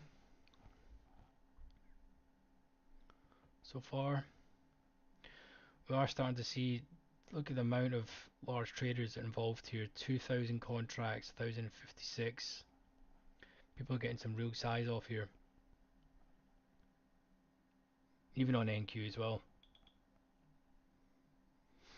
Okay, so we've got roughly, we're hoping to anticipate about a 10 tick stop run here. Let's see how the market contends with this 645 that's sitting on the offer. NQ is normally going to be the one that leads.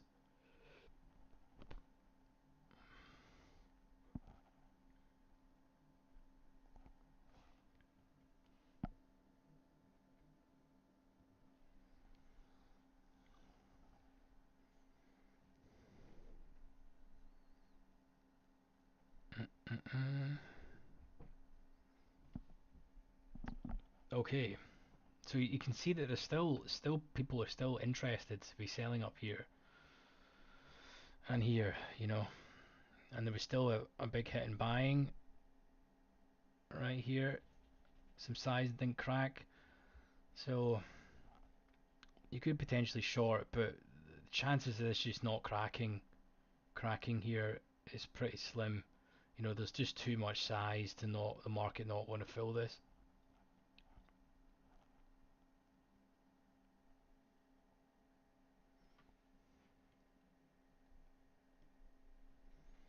And the question is, where would we enter and where would we take this to? I think round about here would be good.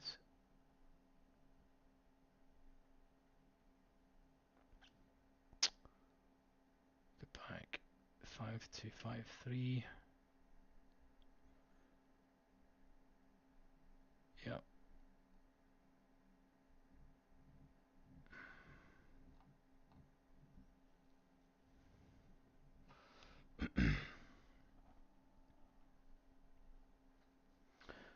Okay, so we'll see how the market reacts if we can get something off here. There is so much buying though. At the minute, look at the delta. So we've still not cracked the IFD yet, and yet delta is absolutely mooning. 1650, 16k delta. It's crazy. And for the market to break here, we're probably going to need to see. This has just not been a very high volume day, to be honest with you. You know, maybe the first hour we've seen some size, but since then it's pretty much been below 10k per candle.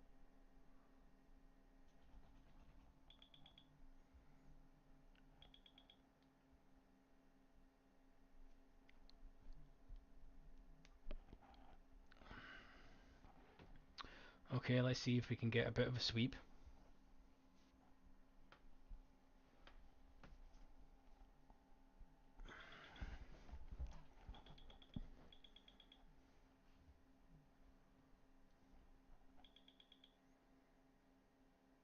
Okay.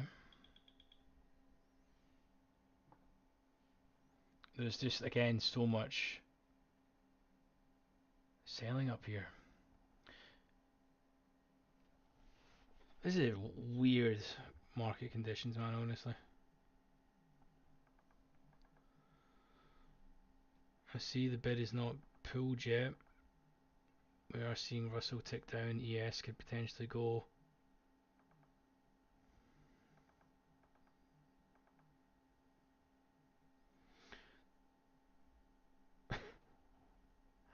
Jesus Christ. I'm going to clear this. I want to see these guys if they're executed or not. So 300 still absorbed. The bid is going to need to be pulled right now in order for this to drop, but they're still absorbing on the bids. And let's see if the market is just gonna take this out. If someone's gonna come in, someone come in with 1,000 lot right now to hit all this, we would see. But I don't think they're gonna do that.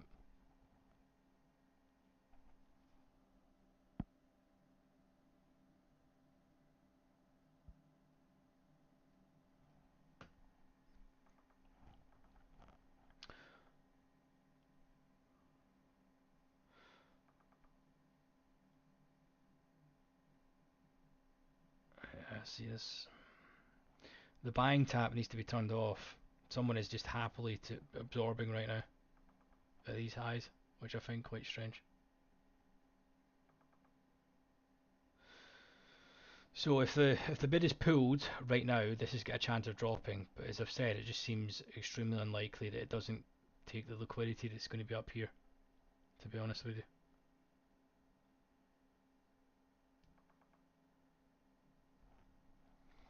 What do you guys think? Would you be buying this or would you be selling? What would you be looking to do? You can see Delta is now starting to turn negative, but the market's not doing anything. So buyers are, not only have they been aggressive to get here,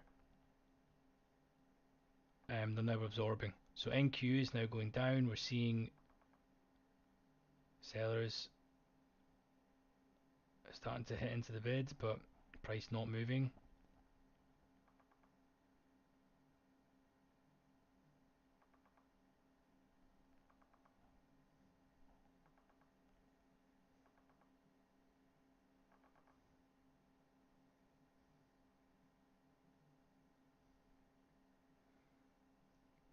Not a great sign for buyers, this. Sorry, for sellers right now. Not right until we sweep. Are you guys in any positions at the moment? Or are you just watching what's happening?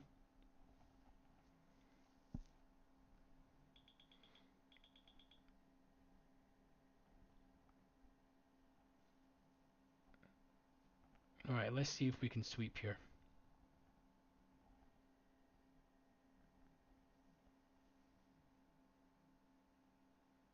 Oh, NQ is going.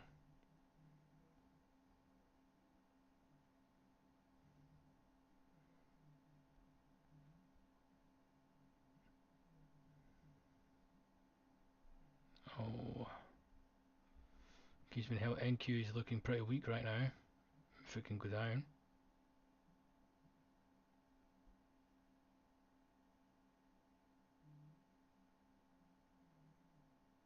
Nope.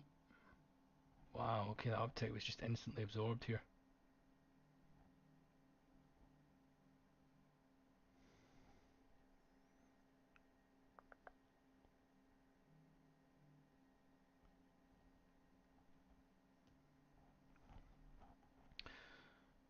Come on, yes, just sweep these highs, please, so I can have a defined stop. That would be great.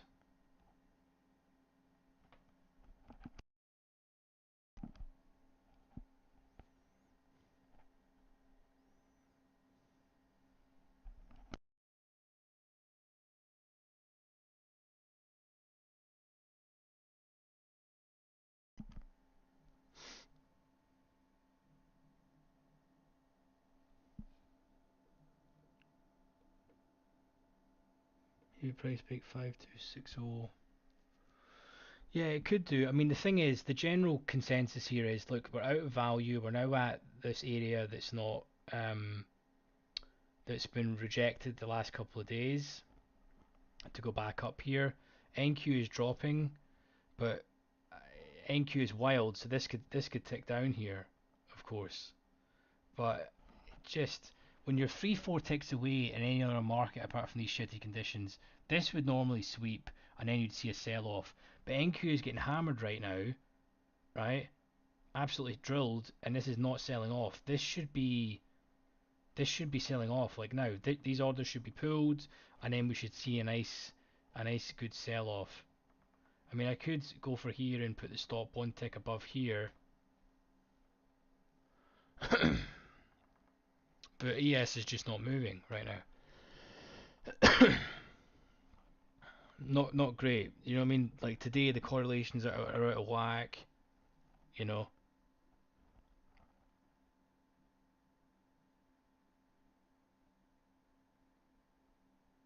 it's just not. When something doesn't make sense, you shouldn't be trading right now. To be honest. Okay, and we're still seeing the bid been stacked. We need to see orders been sliced through here. They are trying, but they're not really getting any success. Let's see how the delta's starting to come in negative. They just can't seem to break. If they do break here, this should sell off, but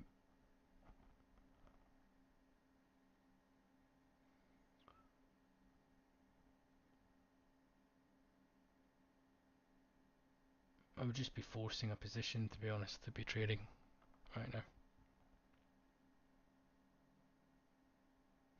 It is slightly alarming though that NQ's basically moved like 40-50 ticks there, roughly. And ES has not moved at all. You know, well, 2-3 ticks or something. So we've got another hour and a half. The trouble is now, if I'm honest with you, this is the behaviour I was talking about, where if we've sat here now for what's that? This is 5, 10, 20 minutes, right? So it's sitting here for 20 minutes, hit these highs for 20 minutes, right? That's not really great. So now this will crack,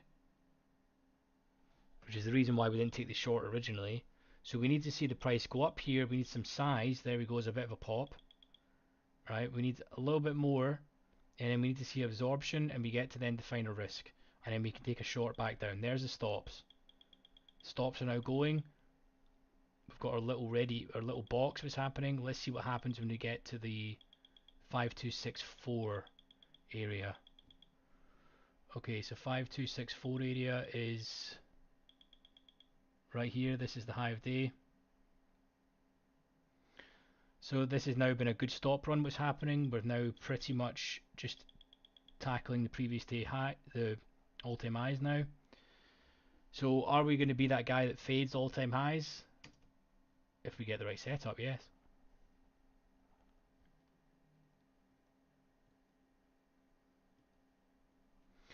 Now we're going to have a pretty defined risk. NQ is dumping. We need to see NQ snap back. There to be absorption happening. But we're going to clear here.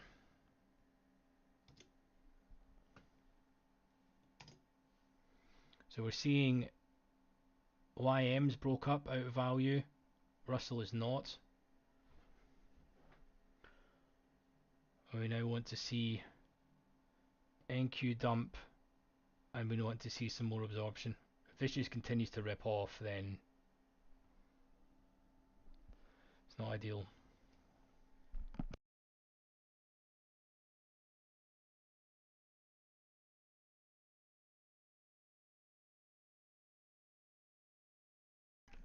Okay, if NQ can drop some more, we're seeing some absorption. Also slightly. We want to see Delta start to taper off as well.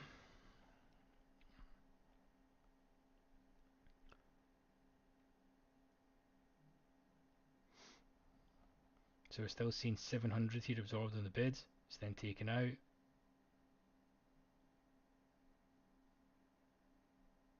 Okay.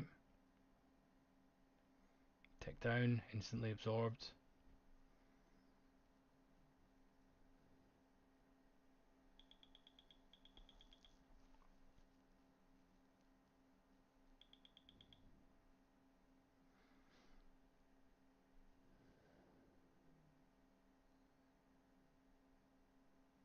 Okay.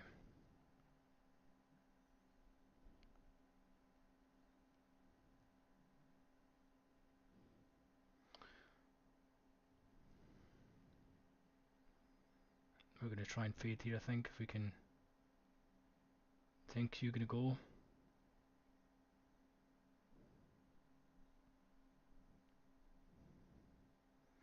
Let's see if we can get in for a pretty tight stop at 10.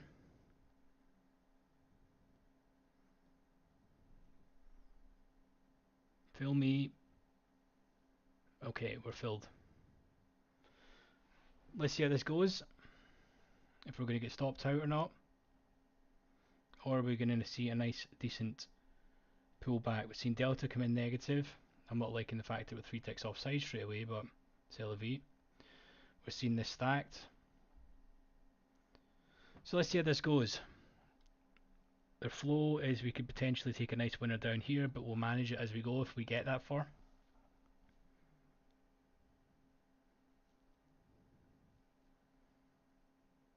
This is not looking great.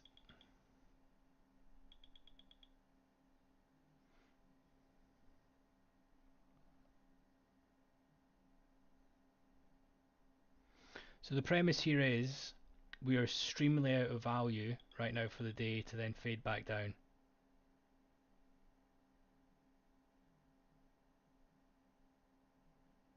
And we've now seen tons here. There's 1500 executed and absorbed. Hopefully our stop is not too tight. But we need NQ to start dropping.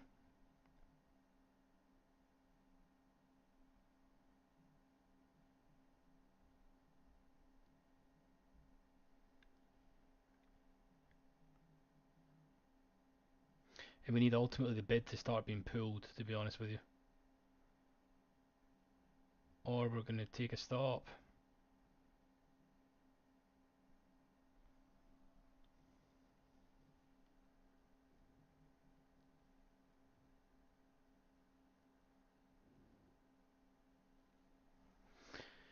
So I like that both YM and Russell is consolidating and we've got NQ sitting here in the middle of the range. We need the S ultimately to start ticking down, to be honest, which again is going to be run by NQ.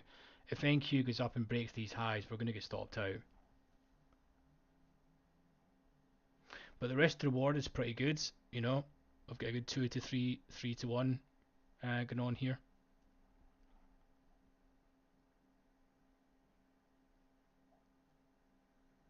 Yeah, this is not ideal, to be honest.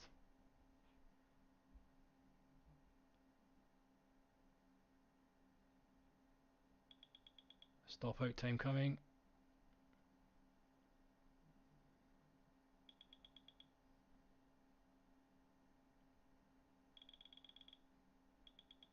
There we go. We're going to be out.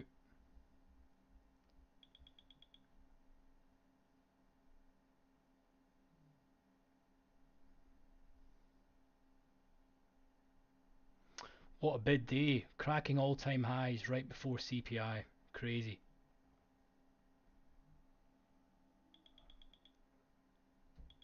There we go. And then the whole market goes crazy bid.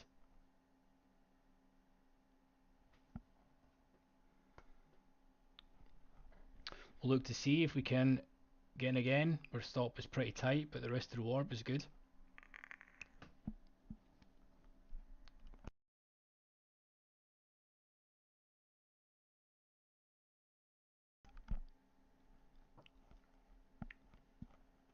So we've now absolutely cracked all-time highs right now.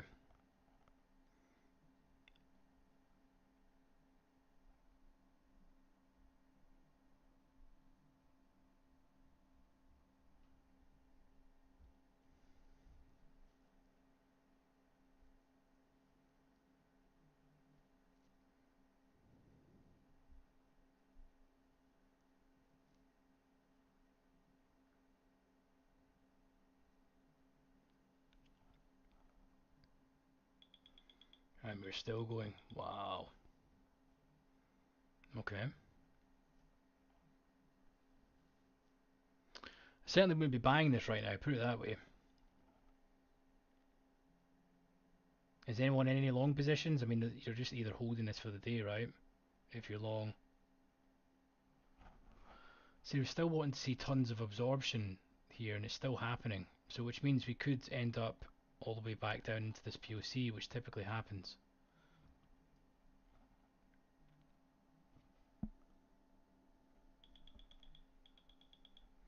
But yeah, we are straight bid on the day now. Look at that. Wow. 21k delta. Cracked the highs.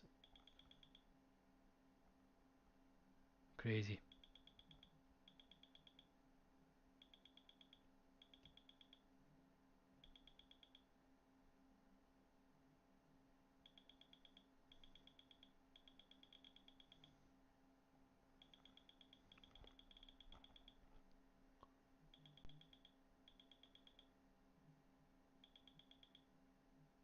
Unless we're missing something that, you know, other people know that we don't about the numbers tomorrow, to be honest.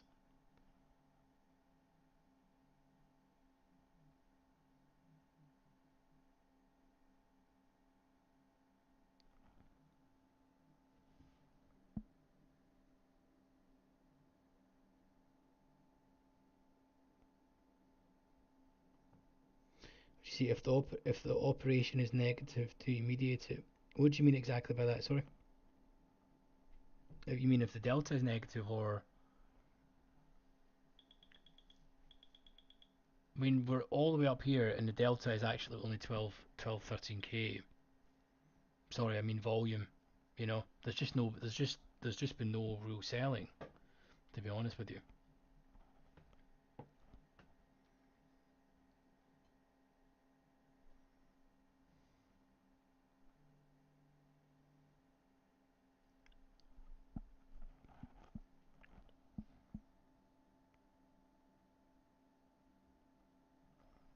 Can you elaborate on your point a little bit more for me?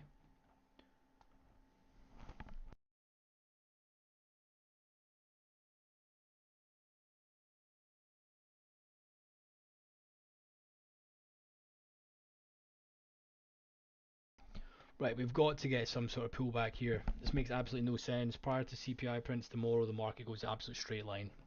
No sense.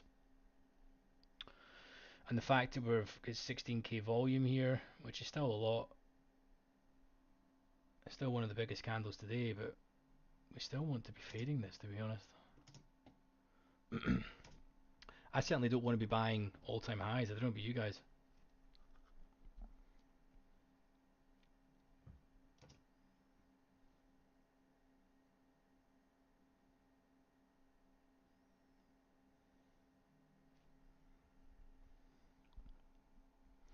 But we're still not really seeing any negative delta come in at all. It's just straight line buying, which is not ideal.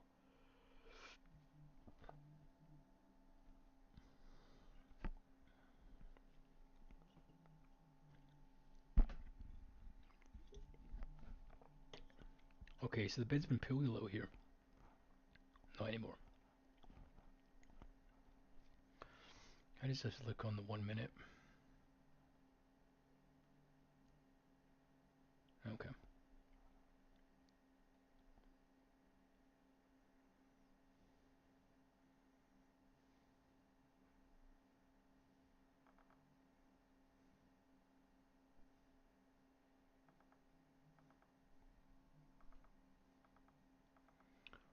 Let's see if we can get filled here on this. If it's going to come back. Uh,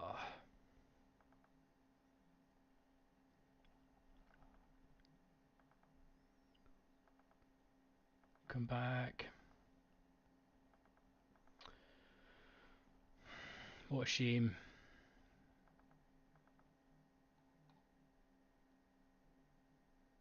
That's just too much of a target, isn't it, really?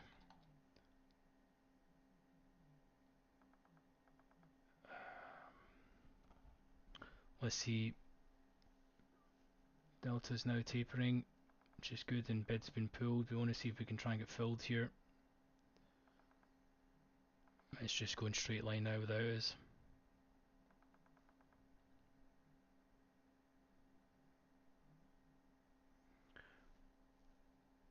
Okay. Let's see if we can take back some of this move.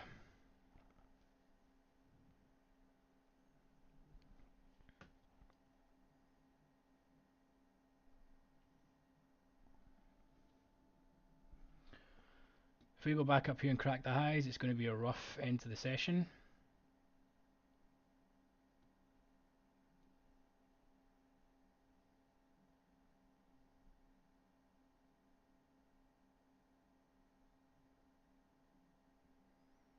The market is going to struggle at this level, but we want to see price continue to crack here. We'll probably exit manually, to be honest with you. This is the initial balance level. Right, if this could just dump, that would be fantastic. Keep it nice and simple. So we're seeing everything dropping now, ticking down. We need NQ to be dropping.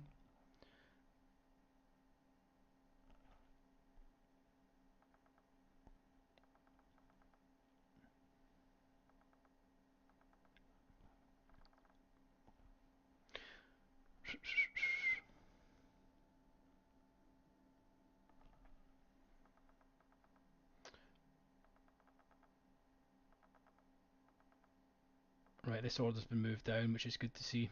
Okay, if this could give us a nice painless position, that would be fantastic. We just need NQ to continue dropping here. We've seen a little bit up, and then it causes, of course, ES. So if NQ can continue to sell off, then we should see this drop down a little bit more. We want to try and get at least, we're going to see a struggle here at the previous day, right at this level, which is 12 ticks.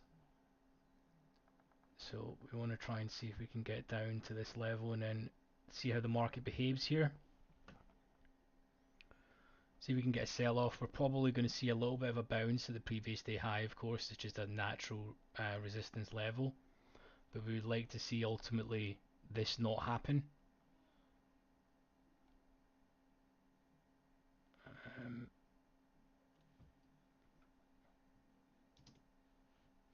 And it is nightmare.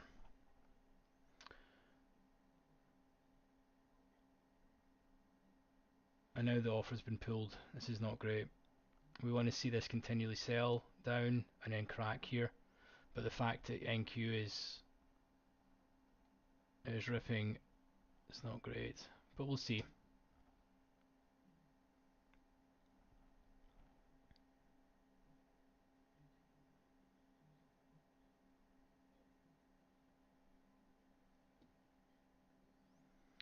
I think if we do get back down to fill out this order, I think we'll look to take it, to be honest.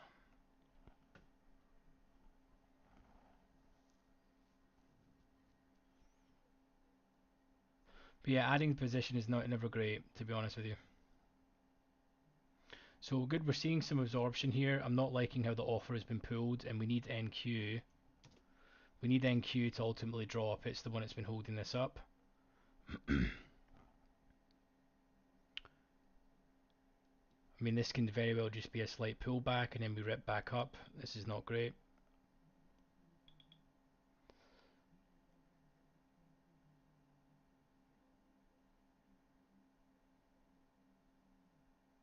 And especially the amount of absorption here on the bid. If we can pop down, please, NQ, that would be fantastic. If not, we're going to probably take a couple of tick loss here. I'm not just going to sit and watch this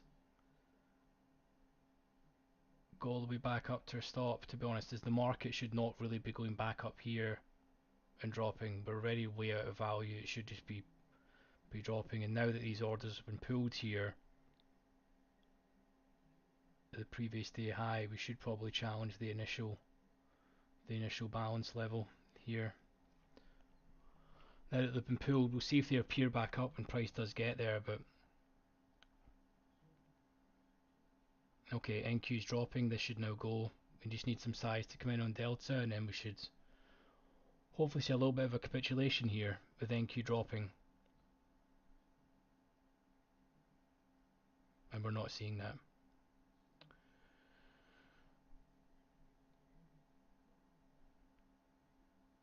Okay, there we go. Bid has been pulled. I'd like to see these orders just been pulled here, and then some size come in, and we just drop. If we can crack this previous day high level, this should be pretty straightforward.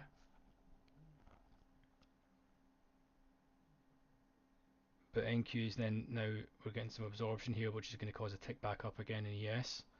If ES can crack this level down here, then we should see this drop. We're just dancing around where this large 150 lot is. If he moves, you'll move. Right, come on NQ, do your thing.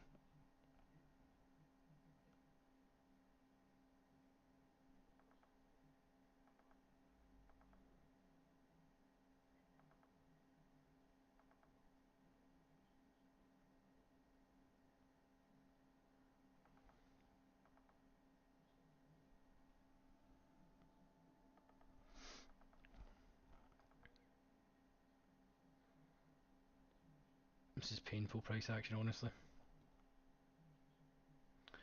Right. It's really now or never for this. We're seeing a drop down in all equities. NQ is the one that we need to see this feeding down. Otherwise, we're potentially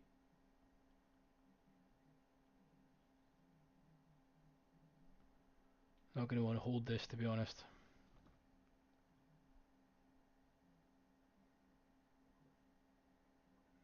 Okay,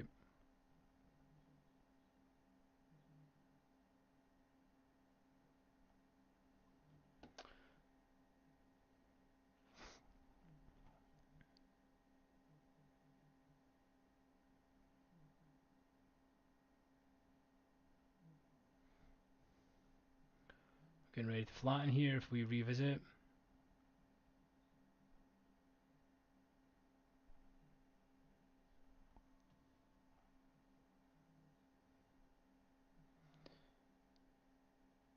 We're seeing no volume this candle.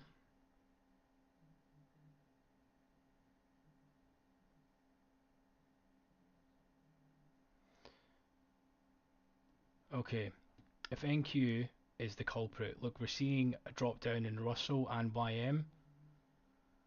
So all we need here is NQ to breach these lows and some of this to be pulled. We're already seeing the bid being pulled here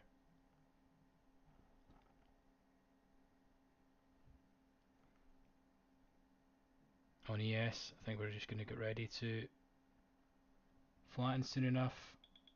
Yeah,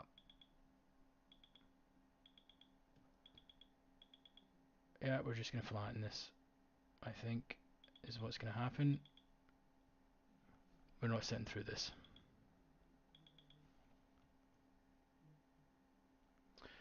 Ah, shocking price action, guys, honestly.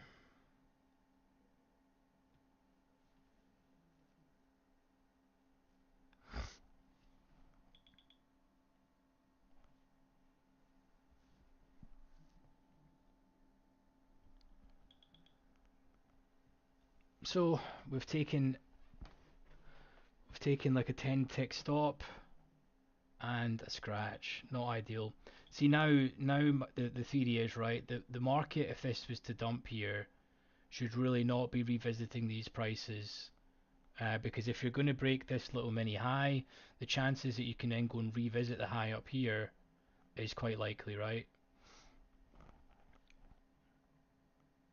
So I mean, don't get me wrong. If this does start to get weak again, we will be looking to fade, but we're not willing to sit for price to go back up here and revisit the highs and just take another 10, 10, 20 tick stop or 15 tick stop just because, it's not worth it. So if you add contracts to the trade in case the price moves in reverse, do you prefer to take the loss and wait for a new price? Yeah, exactly. I prefer just to take the loss, chalk it up, and then, rather than average down. Because look, if I say, for example, I averaged into this initial fade, the prices are way up here.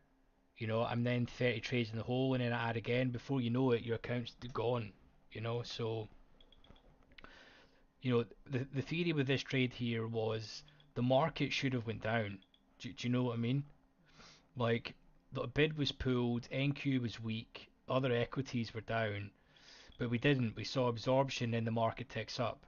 The market should not be going up there. If you're to be collapsing, right, the market should be cracking the previous day high, and then challenging initial balance to go and end back in value. But it's not doing that. I mean, we could very well go up here and create a nice double top and then fade off, which I think we might watch for. But like I said, I'm not willing to sit through this uptick when I can just take a scratch. I mean, it cost me $4. Do you know what I mean? It was what's the what's the harm? The trade didn't work right now, so I'll just take a scratch. I think I did have maybe 6 ticks of price went in my favor or something. But that's the problem with this market, to be honest with you. You're not really seeing straight movement a lot of the time. This, the thing is, as well, from what I've learned, is when you're buying breakouts like this, the times you do buy it, you get stuffed. You know, and the times you do fade it. So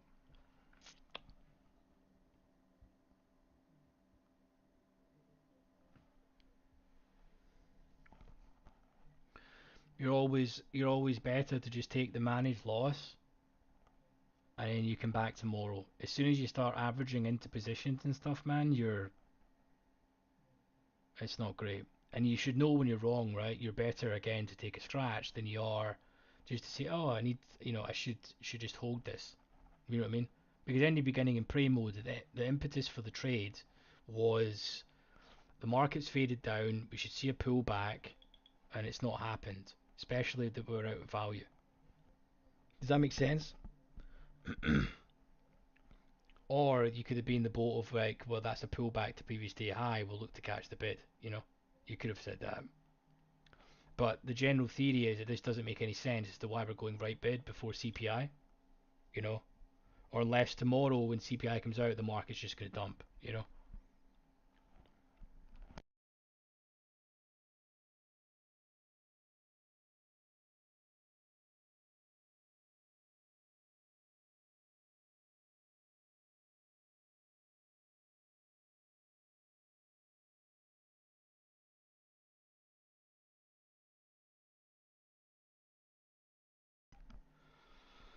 Okay, so we're seeing Delta again tapering off, and we're getting a better price now. So if the theory of this trade, if we are to at least go down in value for the day, this is probably the last chance saloon for it. We've got 2 minutes till the last real hour of the day, and see if we can potentially get a fade back into value. To be honest,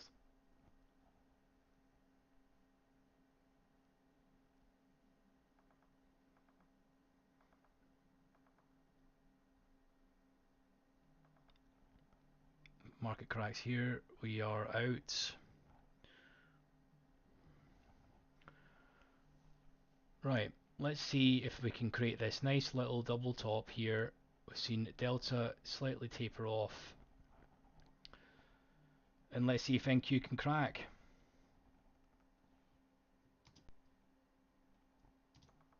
Or if we're just going to continue cracking highs and then we're going to end up the day break even.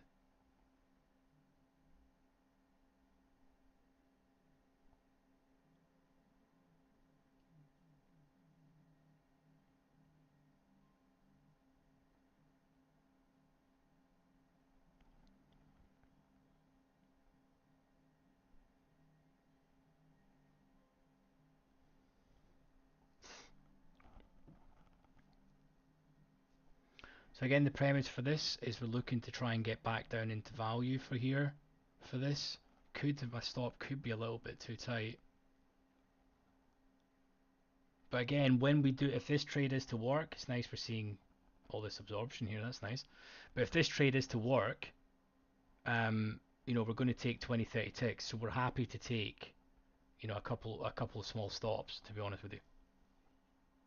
So NQ's just sold off aggressively. Now this should be going.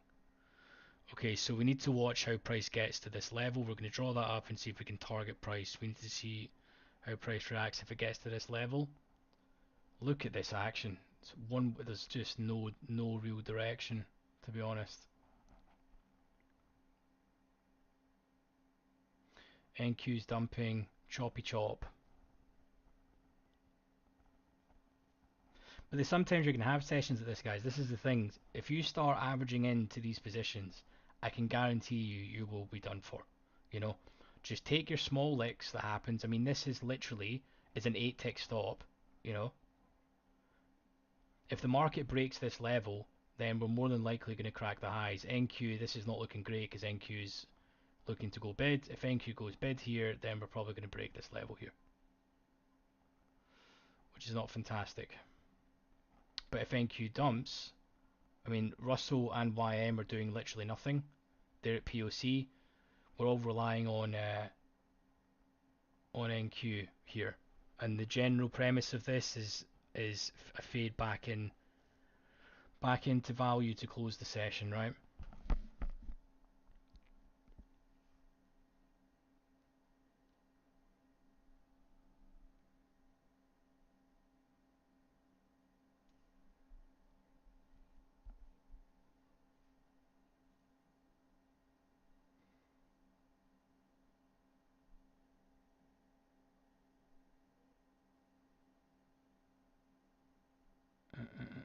Are you guys in any positions? We're probably going to get stopped here.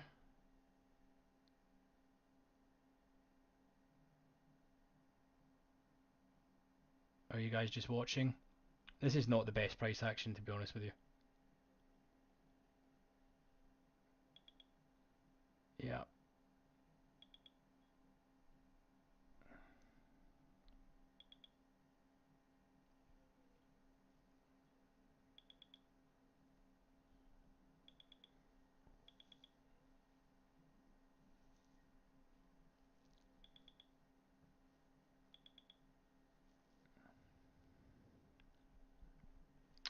Let's see if we can still hang in there.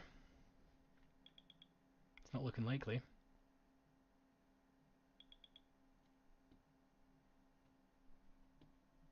Okay, I think we will have one more attempt at it. And there's a bad stop position, to be honest with you.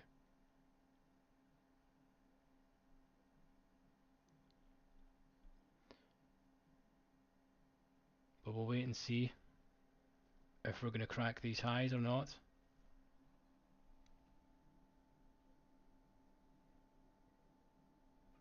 Sure thing. I'm glad you liked it, man. Today's price action's been garbage, to be honest. We're just taking a few small stops in the session. The premise that we're still trying to get here is a fade back into value for this session. And we're tempted to think of one more crack at it. We've taken, I think, a total now of 18 ticks.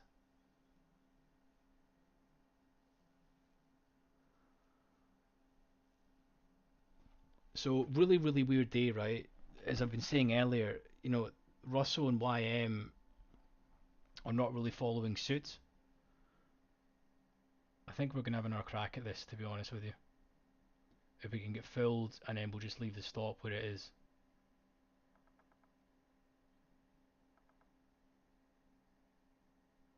If this can fill me, that would be great.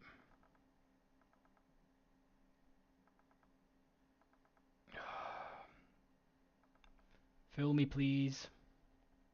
If you're going to go.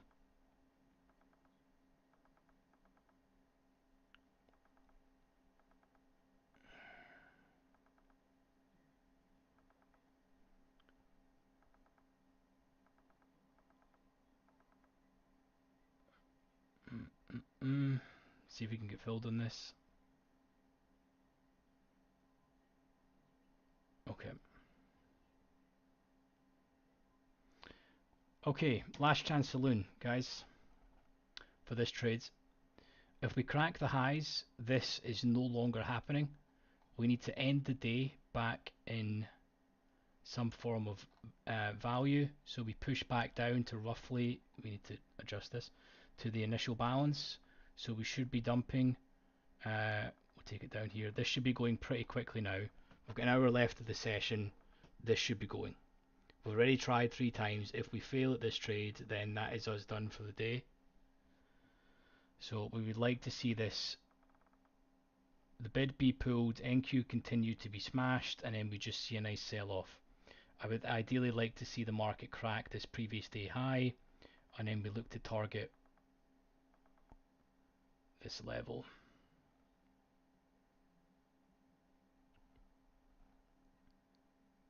But we're struggling. I mean, this is the thing. This is what, 36. 36 is quite a big ask, to be honest with you, in a straight line. You know.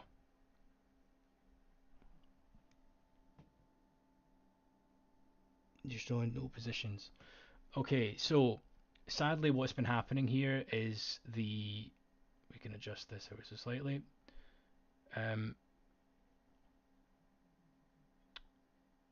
The day has just been down 5 ticks, up 3. You know, there's not been any straight dumping. This is probably a really, I know I've tried this a few times, but the risk to reward now is pretty decent. So we want to see NQ continue to drop. We're going to clear this actually. We want to see NQ continue to drop. That will drive this down. And see if we can take our target down here. We'll see how the market reacts down at this previous day high level. It's just not been the easiest market, to be honest with you, with just how it's been straight line. 66.75. Yeah, exactly. This needs to break here. It's been twice in a row, you know. And NQ's bidding back up as well. And we've got a little bit of buying delta come in here.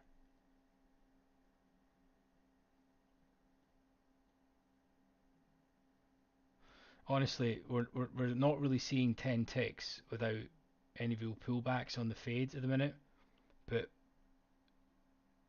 it's just not great. See, that's the VIX that's the culprit for that, right? When the VIX is above at least 15, you know, you're seeing that 20 plus tick move that's very straightforward, you know. And we may go for this above the highs and adjust, but we'll see. See how it goes.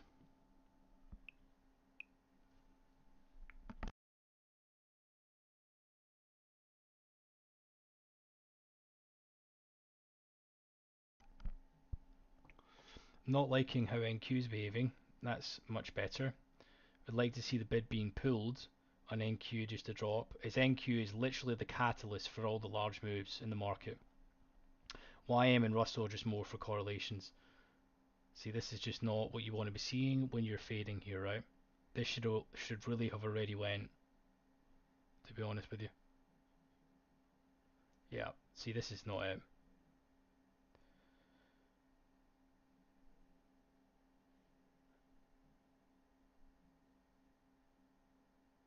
This is not the price action.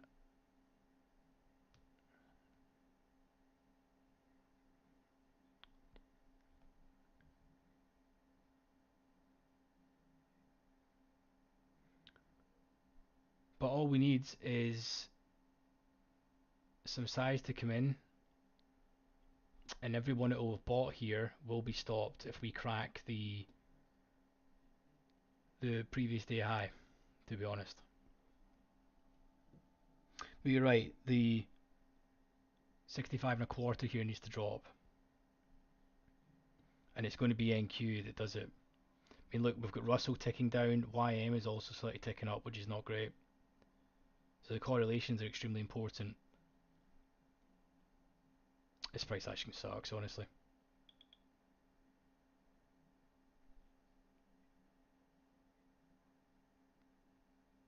We're going to flatten soon. If NQ doesn't pull back, we are out.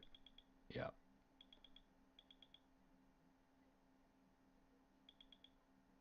Let's see if NQ doesn't pull back. Yeah, we are just about to flatten again.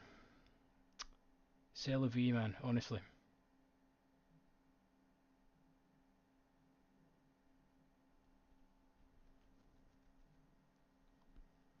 Do you see how the reason why we've got these DOMs up? The catalyst is crazy, right? ES is not doing anything yet. NQ is the one that's causing this bid, you know?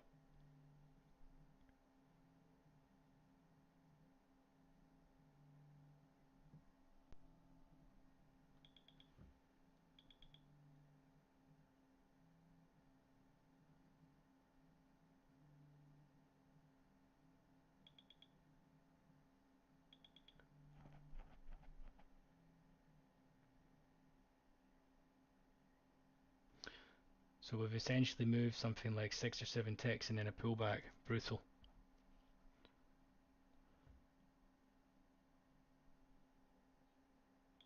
Alright, we're going to flatten here, guys. For this, if this pumps higher, we're just going to take our 3-4 ticks loss and get out, I think.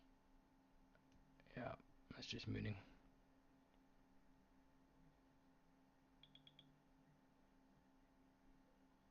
And see, ES is not really reacting though, that's the thing. And YM is bidding up though.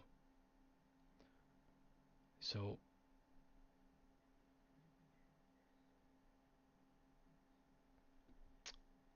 potentially that analysis not been correct. Maybe we're just going to end the day in a massive spike, you know?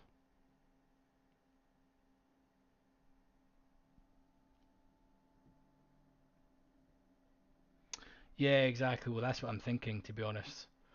But ES is not really moving. That's the thing.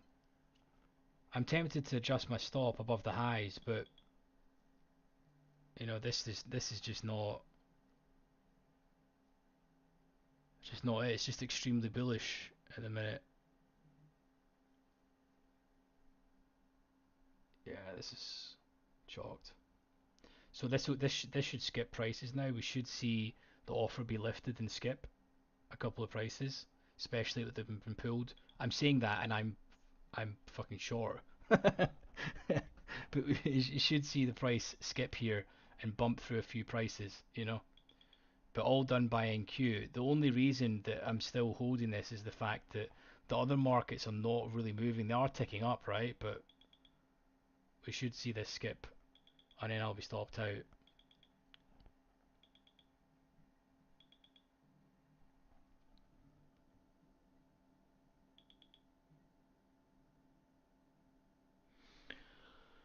Yeah, exactly. I mean, this price action sucks, honestly.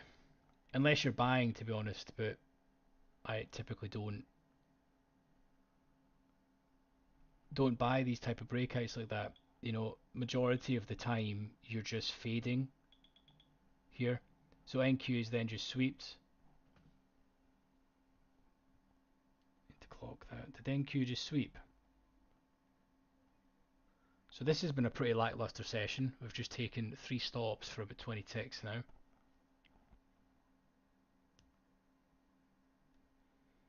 Oh, no danger.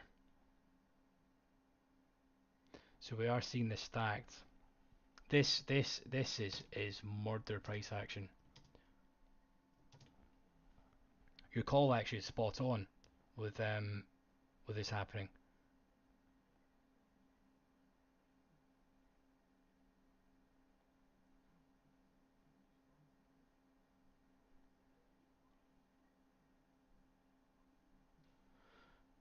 Okay, seriously, last time we attempt this trade, and we now need this to be fading back into the initial balance, which is the whole plan. NQ, you're right, it's just swept, and now this needs to be selling off. Last hour of the session, we've now tried and steamed into this trade 3 times. I wouldn't advise you to trade like this, but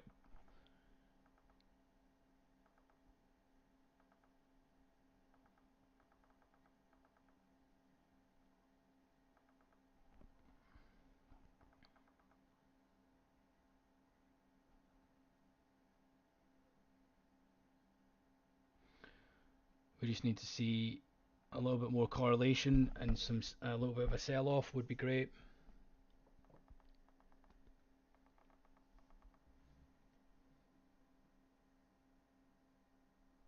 Are you in any more positions?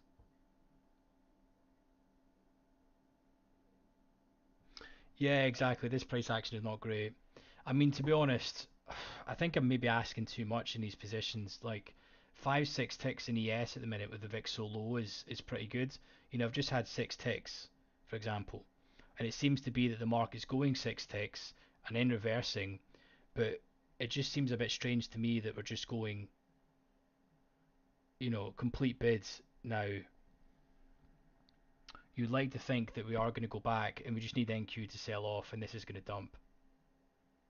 We've got the previous day high to contend with, and then we're back to challenge the initial balance high.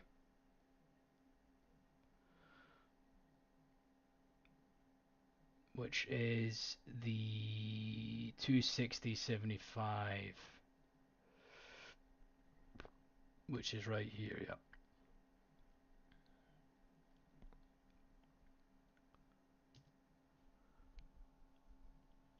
But yeah, the price action is not beginner friendly, to be honest. I probably should have just sat in my hands, but when the opportunity arises like this, there will be times that you will take this exact trade and you will get 30 ticks and it'll be super smooth.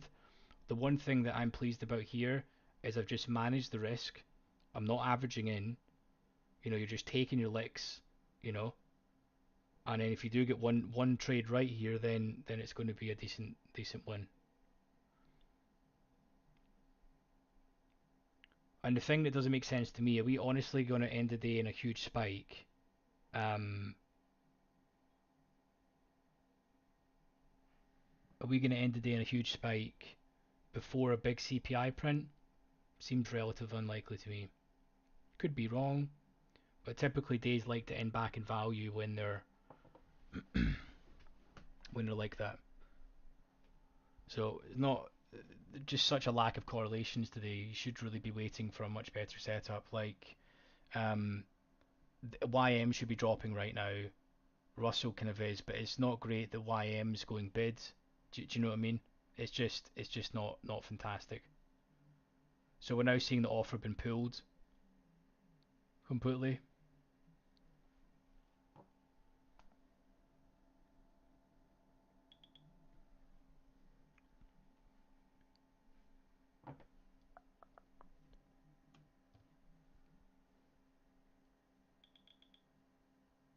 So we're just seeing such a weak offer now as well.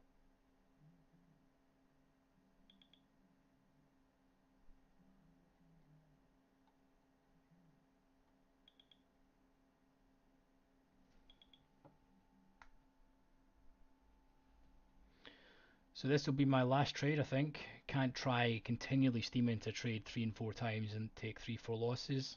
You need to just admit when you're wrong.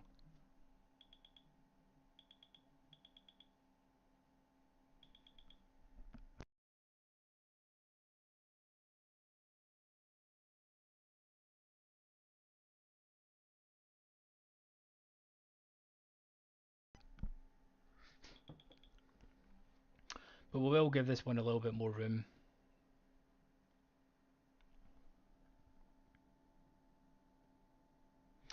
Yeah, exactly. I typically don't trade big news days like that. I wait for way after it. But this to me doesn't really make much sense. The market never normally before big numbers like that ever really goes one direction. Normally if it goes out it just fades back into value.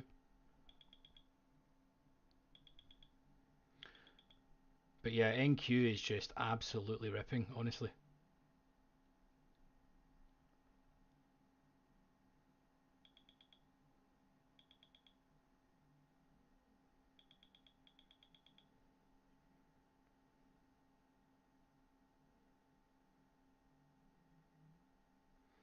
So we'll see. Last chance saloon for this, to be honest, guys. I should have been out of this trade before, to be honest. As soon as NQ started going bid, I'm just being belligerent.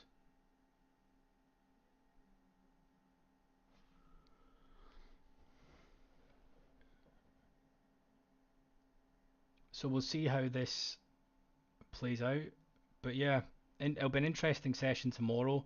I generally think that if the market does end like this today, where we're extremely bid on the session, right?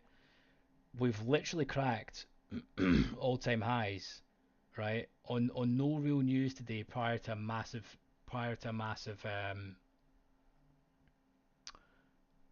number tomorrow.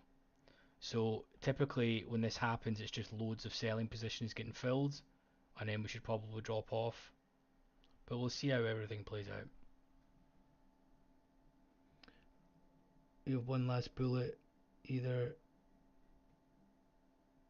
Yeah, yeah, exactly. I mean, this is the last chance, right?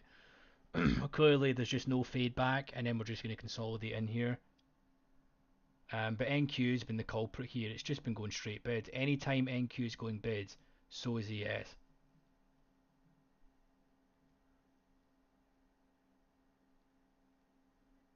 And every trade that I've taken here has probably went 6 ticks or so in favour. And I probably should have just been scratching them when they're coming back, because they should just be dumping. The premise of this trade, to be honest, is when you're shorting, um, it should just be dumping straight away, and it's not. And then I, like a dick, have held this for a full stop,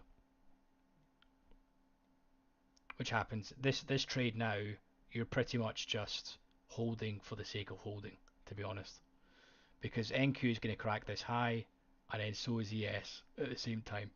So the trade's dust. There's no chance that this doesn't really crack the highs.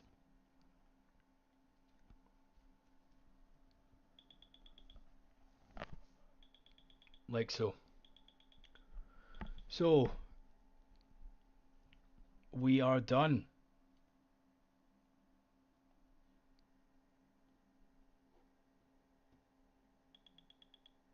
So at least you know that when you're at least you know when you're wrong, the market is going the complete other way. You know, at least there's that.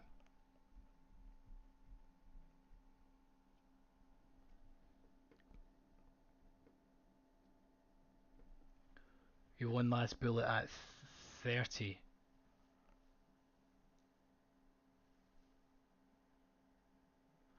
Have I missed something with numbers that have come out? Because you never ever see the market going straight bid like this on pre-news.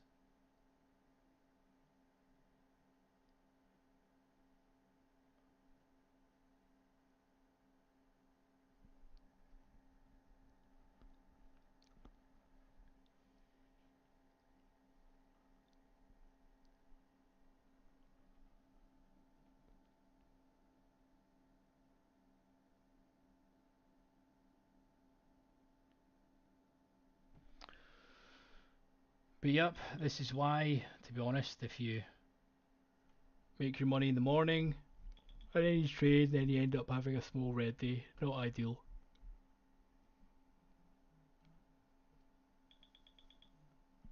Oh, now we are just absolutely no real selling in sight. Unbelievable. We can are you trading NQ or? Well, this is what I'm thinking, and this is typically where as a retail trader, it's just you're never gonna have the same information, right? I just think it seemed. I mean, let me check the financial juice news that come out.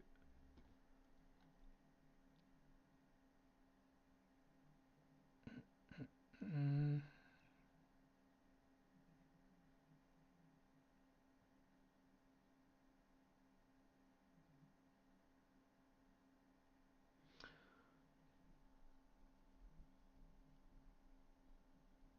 there's really nothing, to be honest with you. I mean, there's been no news at all, and we just went straight bid. You'd think that this has to be selling off, wouldn't you? Oh, we get honestly take another stab at this, man. Seriously.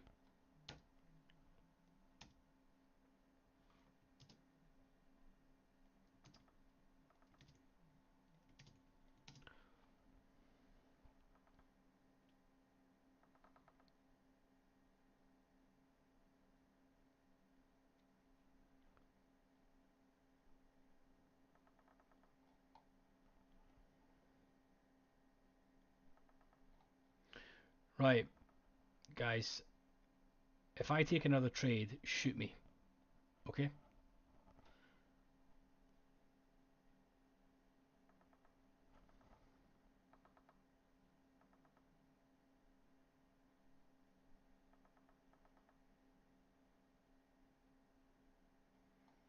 See the IBI.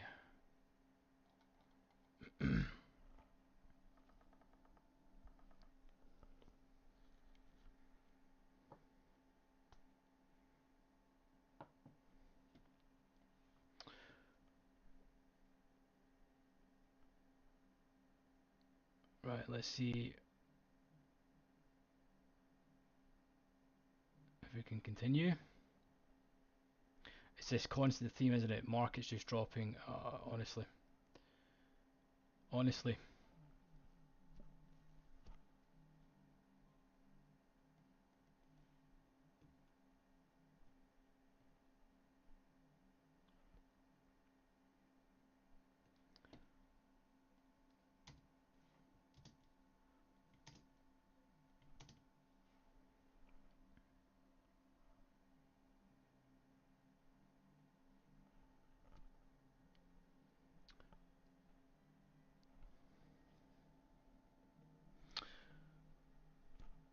So we'll see. We just need NQ to be making some moves.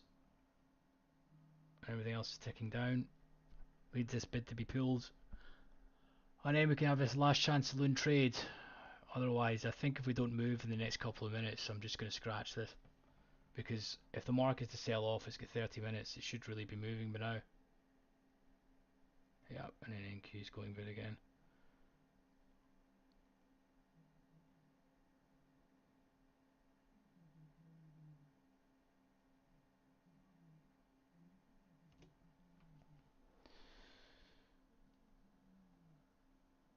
We are finito. Scratch. This is just not it, guys, honestly. The fade is just not happening, you know, at all. If it does leave now without us, then c'est la vie, to be honest with you. With this. NQ has been holding up the market all day.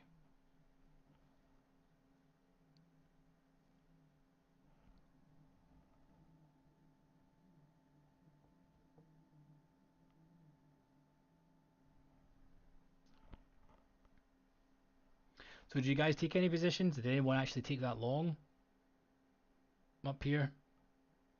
All of that started from that absorption, to be honest.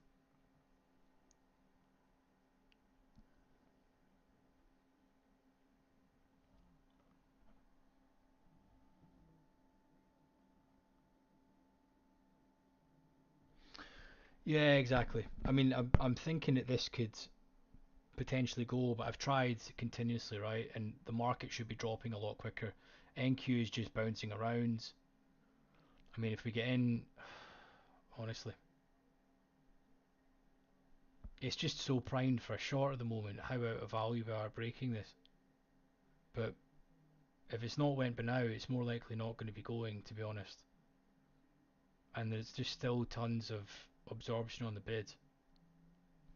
Not great price action, to be honest, at all. So I think we'll just take our wounds, to be honest. Lick our wounds and take our stops. Two scratches and two losses, to be honest.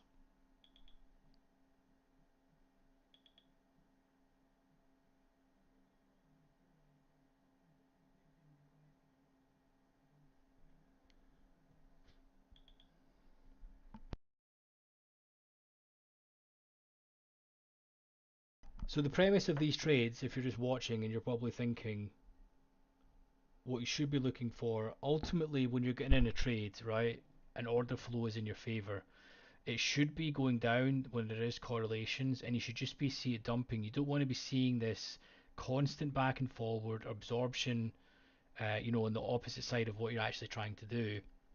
Right now we're seeing delta come in, but then the bid is still holding up. You know, this should be cutting through, and you should be able to get in with a really tight stop if the order flow is there, right?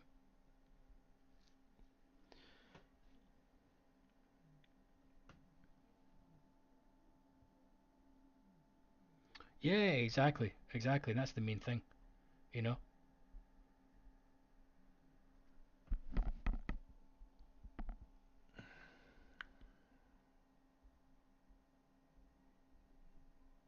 We're seeing this pulled.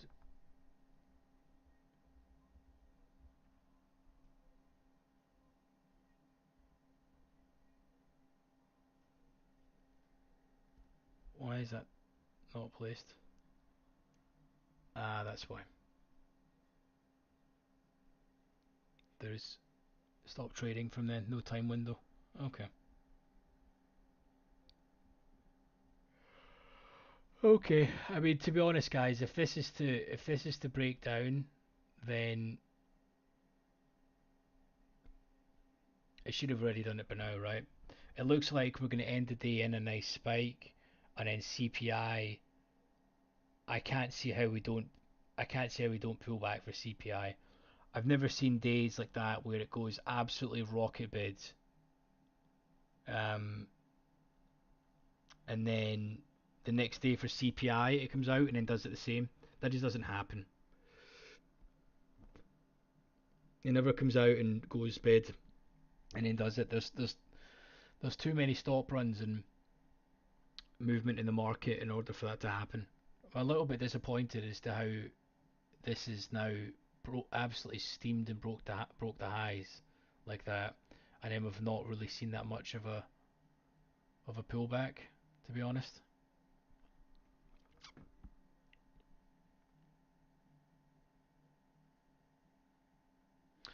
But anyways, guys, I think I'm going to call it there. Hope if everyone's got any questions, please make sure and leave a comment and let me know what's happening.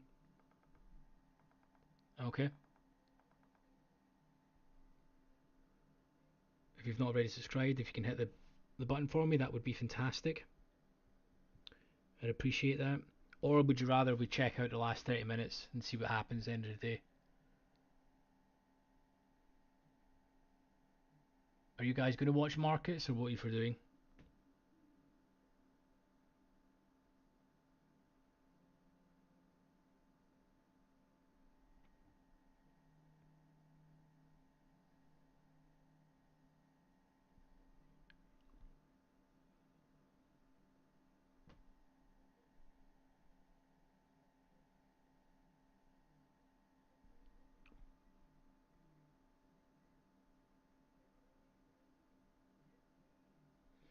Let's check out the 30 minutes watching. Okay, well, we'll keep it running then for another 30 minutes for you guys so we can see. See, again, we've got ES trying to drop, but NQ going bids. Just not it today. Sit on hands PM session. Because this is the thing with this, right? I mean, if you caught this bid, then fantastic, But there is no danger that anyone's going to realize that that's going to happen, right? Not even the order flow can tell you, and that's why you need to be reactive. And typically, if you're buying breakouts like that, there's been no volume all day, and the offer's just been pulled. So there's nothing that's really going to be insinuating that that's going to be a huge bid's going to happen, not from any which way. And then our job is to react. Some days like this, essentially what happens is the market will break, sweep, and then go straight back. Other days you have this breaking consolidation. But I still think for the last, it would be interesting to see if in the last 30 minutes that this goes bid and ends in a massive spike, to be honest.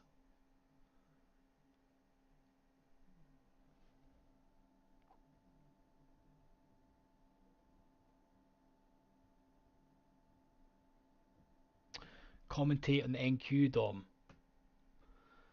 Okay, I mean NQ is wild. how's about that? So we've just seen tons of size come into NQ here. Typically, now would be a time where if NQ can break this 18414 area and then hold below, then everything else is ticking down right now. You know, we've got YM selling off a little. There's just no correlations today. That's why the order flow is all janky. You know, so it's literally all over the shop. So you've pretty much got NQ. If NQ goes back up and breaks these highs, it'll just take up ES and the rest of the market, right?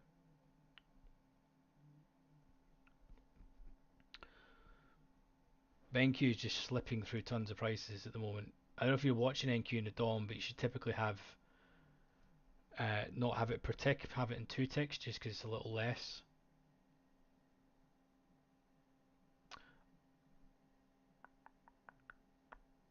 Okay, we're starting to see this delta is now really kind of negative. If NQ can break here, this should sell off. Let's see if we can actually go back and fill out this area down here.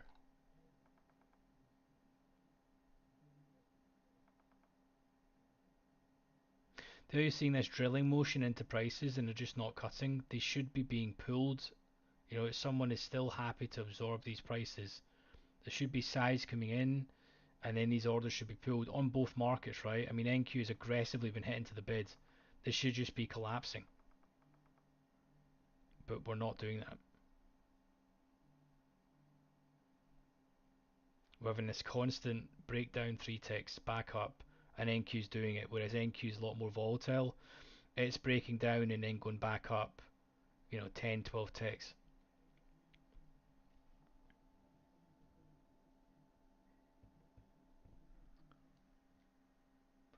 Yeah, 414 area exactly. So we've cleared it by a couple of ticks, right? We've not really broken hell below it.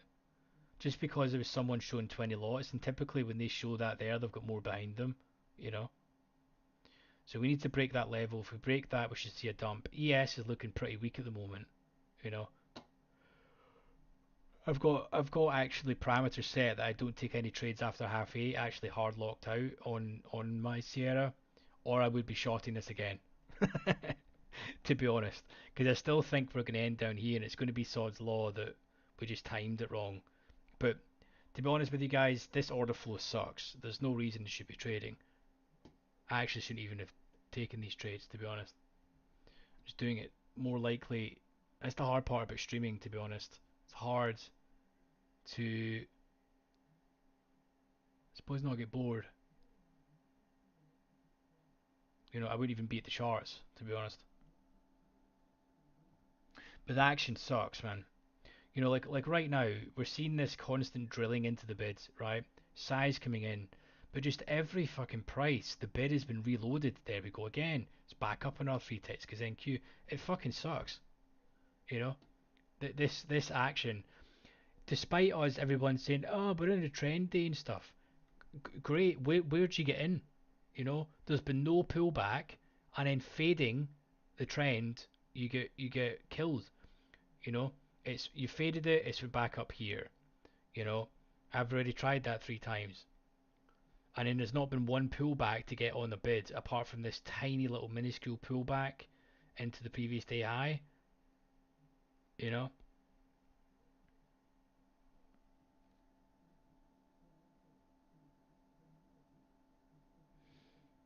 yeah, no problem. I mean, to be honest, guys, I had a good day yesterday and so on, and then I think today we've ended up with these trades. I think we've just ended up in a slight loss for the day, but shit happens. Days when order flow works well, it is the most painless trades ever. These trades you take, they're dropping. So now you order flow, you want to be seeing NQs now dropping. You want to see this bid been pulled and some size come in. Just a shame that I'm not in the trade when this is happening. But ideally the order flow for good price action. You want to see this been pulled, the offer been stacked, and then it come in. But you're constantly seeing this shit where NQ goes down, pulls back 10 ticks, you then pull off. You know, literally, this is. If you guys don't check out the VIX, you need to be watching the VIX. The VIX is your friend.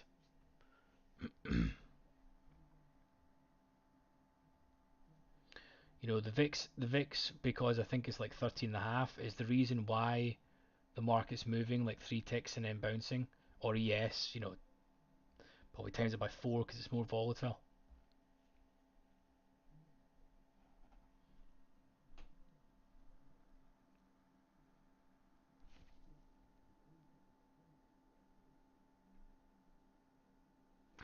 I've been using the DOM for about 5 years, um, and to be honest with you, it is out of all the different strategies that I've utilized, it's by far the simplest and easiest when you get it right, to be honest. But half the battle in trading is recognizing the date you're in and recognizing the price action. The market's been relatively volatile today, but in my opinion, it's not really provided that many opportunities.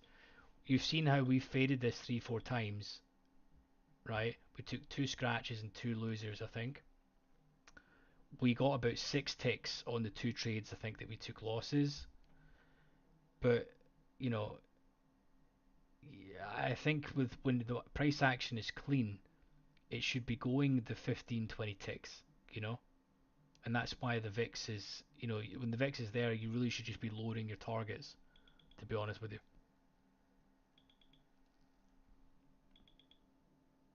And yes, I stream at some point daily, typically the PM session.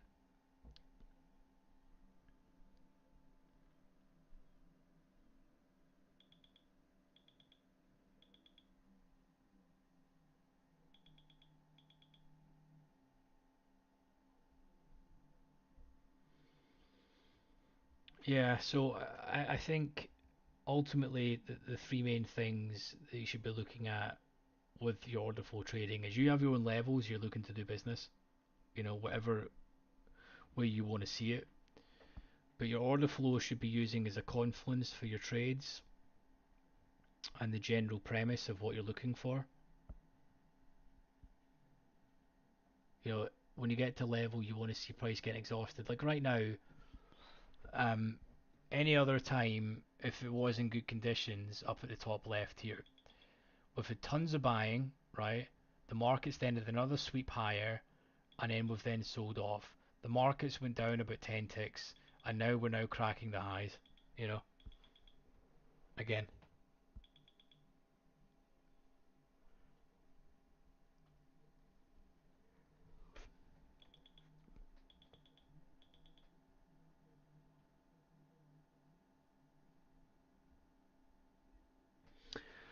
So there was a couple of trades that I took. Um, okay, let me find the um. What day was it? Was it Friday? I think it was Friday session. So I've done a market open. Done I think one. It was Friday session pretty much. If you actually go to the DOM video, you see it live in action. That was me cutting it, but that was really good action. If you look at the recent streams, you notice that it was just clean. Everything was moving at the same. There was good volume. That's the type of action, to be honest. I think it was Friday session is the most recent one. You'll see.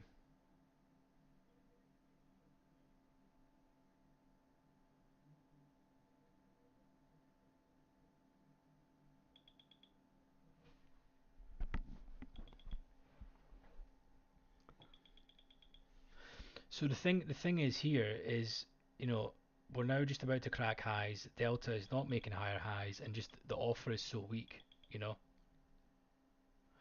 basically what that's saying is, it's not the actual large buying that's driving the market up. It's just the lack of selling. So when sellers do actually step in, the market should be dropping because it's not taking a lot of buying to actually get them there.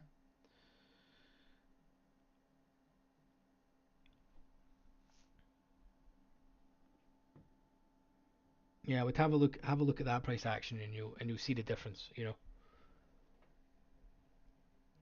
To be honest with you, I think the PM session sucks. I think the first maybe 3 hours of the trading session is where you should probably make your money. I should probably just stream this and not take trades. To be honest with you, what I should do is just record my AM sessions. The price action is so much cleaner. If you look at this, actually, this is a good example. Um, so now we're seeing Delta come in actually, and notice how the price is dropping. That's because the offer was weak to go up there, not the strong buying. And now the offer has been stacked. So now, if this was to sell off, right, and ES drops, this should be capitulating. This is the prime example of what you'd be seeing in good order flow, you know. But again, we'll see if this drops. So the bid has now been pulled. We're seeing some proper delta come in. ES is dropping, right? And now this has now been hammered. You want to see the bid been pulled and this continue. But what's been happening is this has been going three prices and then back up like this. Clean order flow is hit the bid, order taken, next price, stacked, stacked, and then it will hit the bid, the offer gets refreshed, and then the offer will get stacked like this. The offer is really stacked here, and the bid is weak. So you need sellers to start coming in right now and aggressively hit it, you know.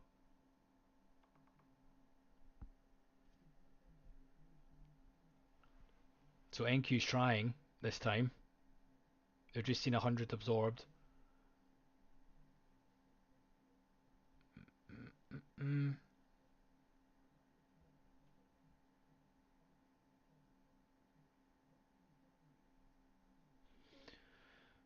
But yeah, I was saying, if you watch the difference in the price action for that and how it's the perfect example of how the order flow should work, you know. And to be honest with you, if you tried something 3 4 times, someone is clearly happy to absorb here, you know. Like if whichever firm is happy to, I mean, look at this. The negative delta is absolutely hitting the floor, yet we're going up. So someone is happily absorbing 630, 646, 203. It says 1400 contracts absorbed. As soon as the person that's done absorbing is done, this will drop. You know, the only thing that's holding this market up is the passive buyers at the minute. And then the confluence of how we get a catalyst to drop is when NQ drops at the same time. Or the other equities, not just NQ. But NQ is the most volatile, so it tends to lead. But this has been the theme of this whole session: is order flow comes in, market drops 4 ticks, revisits. You know, we've just been caught up on that, to be honest.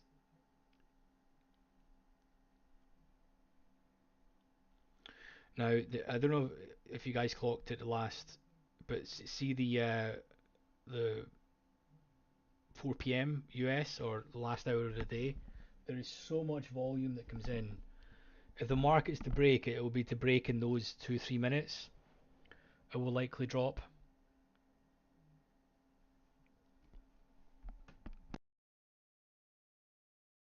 Well, not to say likely. If it's going to drop, that's the time that it would probably happen.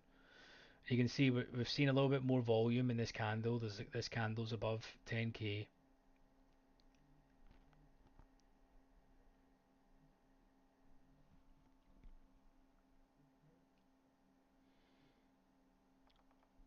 Okay, so when you're seeing how the bid is pulled like this, right?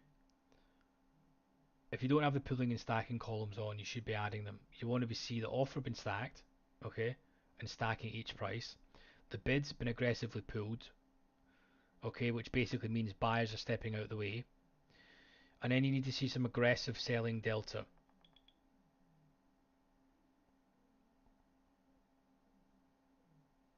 So we're just seeing some rule order flow hit there. What was that? That was in every equity. Did you see that?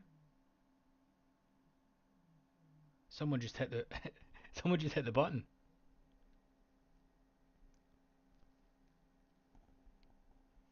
If you guys can rewind that, if you see that, that was in every equity. To be honest, if you see that when you're in a trade, right, that is like the opposite. You know, that's like the cock block of a trade. That order flow that just come in there is like holy shit, no bueno.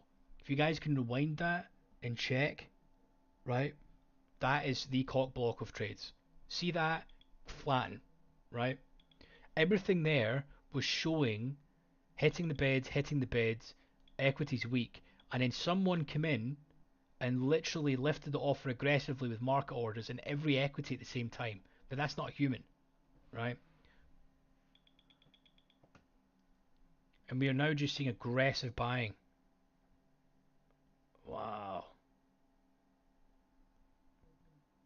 I'm going to clear these DOMs just so we can see the fresh flow coming in. But if you guys could check that, that's the, like, if you're selling there, you should be getting out and scratching, just as a warning.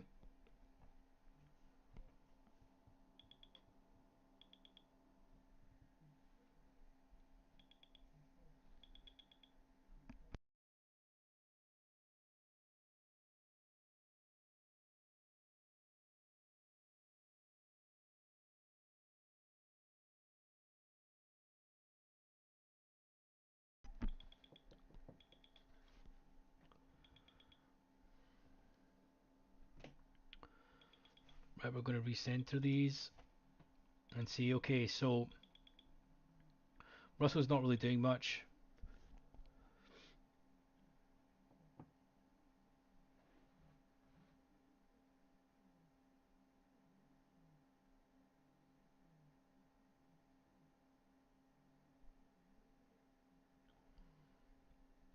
See again here, it's just not. This is just not ideal.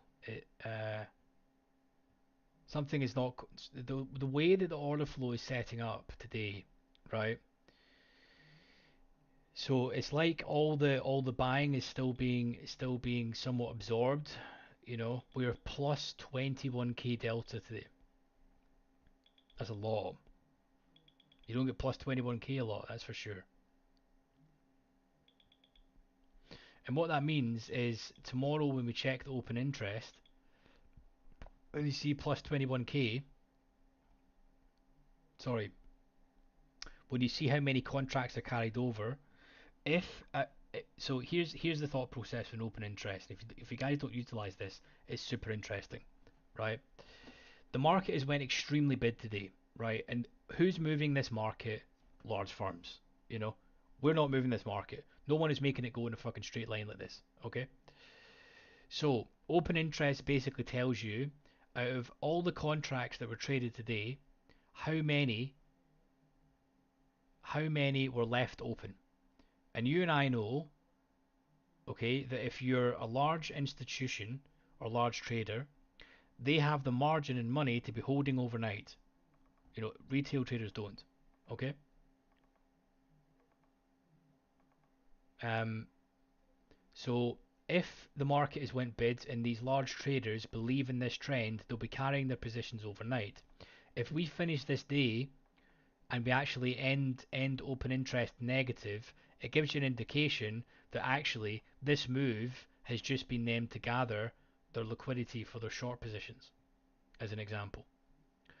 Everything says up here so we've put this high in, we've then consolidated, we then broke the high, come back into the range, we've now filtered the high and hit the high that's the third time,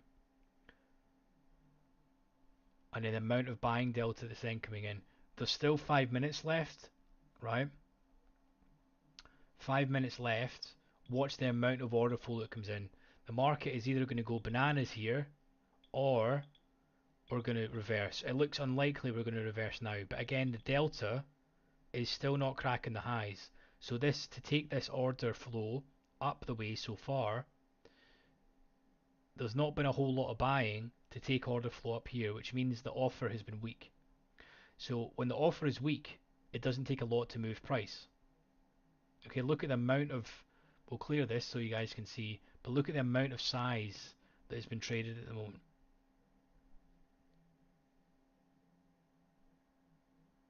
In NQ especially, in the next 5 minutes, there's going to be thousands and thousands of contracts. So watch this volume here as well. The volume will go absolutely through the roof in the next 5 minutes. And the market could literally turn in a sixpence in the next five.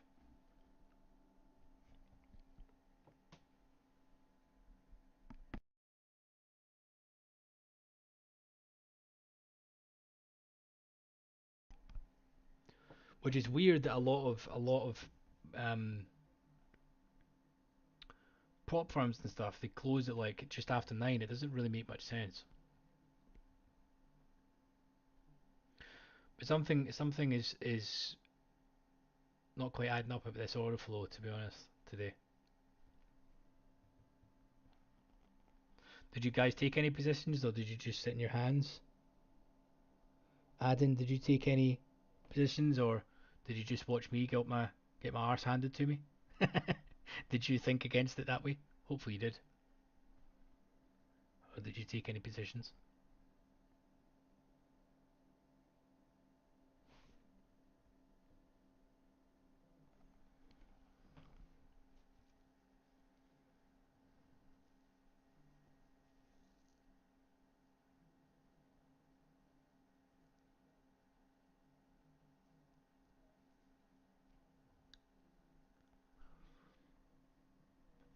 So see what's going to happen in the next 3 minutes. Again, we've got Russell ticking down, and YM ticking down. So no correlation day, to be honest.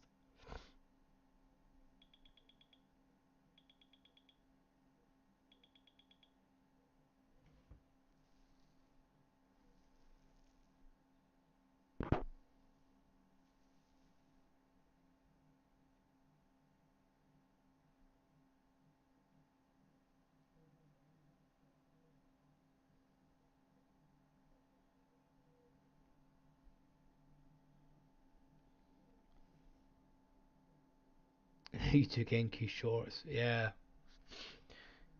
Yeah, exactly. Exactly. Wild, wild day. I would say that you either had one of those days where you somehow bought down here and then managed to get in.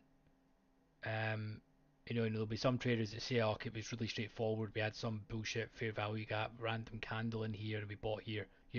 Nonsense. The market was looking super weak to go down and fill out this area, right? Considering we touched down here. Normally the market goes down and fills out these areas down here, and then we've just went straight bid.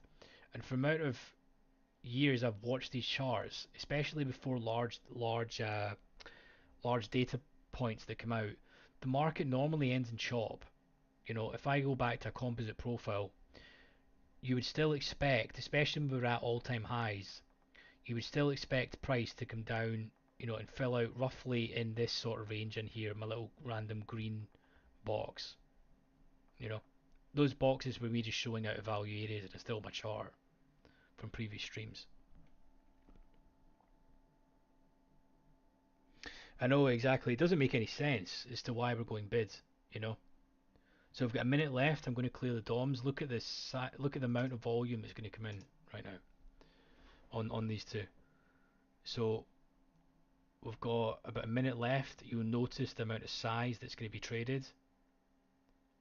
It'll be thousands of contracts. So about 30 seconds and watch this. Look at the amount of negative delta coming in and the market's not moving. Clearly someone is happy to be buying right now. There we go. Okay, everything's selling off. Let's see where we end the day, to be honest with you. 15 seconds till this size comes in. We'll recenter and clear for you. This is what order flow should be looking like. It should be straight, it should be clean, it should be sweeping prices, you know. It should be absorbing like this and then dropping. Absorbing, right? And then we should be dropping. And then we need NQ to be dropping, but it's holding this price. We need NQ to break here, and it's not. But look at the amount of contracts here, guys. There's that many contracts, 6K contracts. There's more volume here than the open.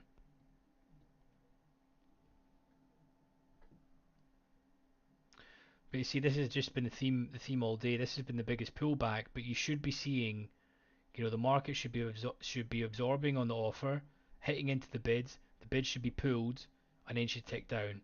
Then if someone wants to buy, it should be absorbed. Then you hit into the bid. If this is selling, as an example, you know. But NQ's been the one, and if you don't have multiple DOMs up when you're trading one of the assets, you need to, because NQ has been the one that's been wrecking everyone's souls on every other market today, despite we've not even traded NQ. I've been wrecked by NQ today because it's been the one that's been leading and causing everything else to be going up. You know, so but yeah, tons of volume in this 5 minute candle here, and that is then pretty much we've got like 3 minutes. It normally stops at like 203. This sort of volume roughly 3 minutes past or so.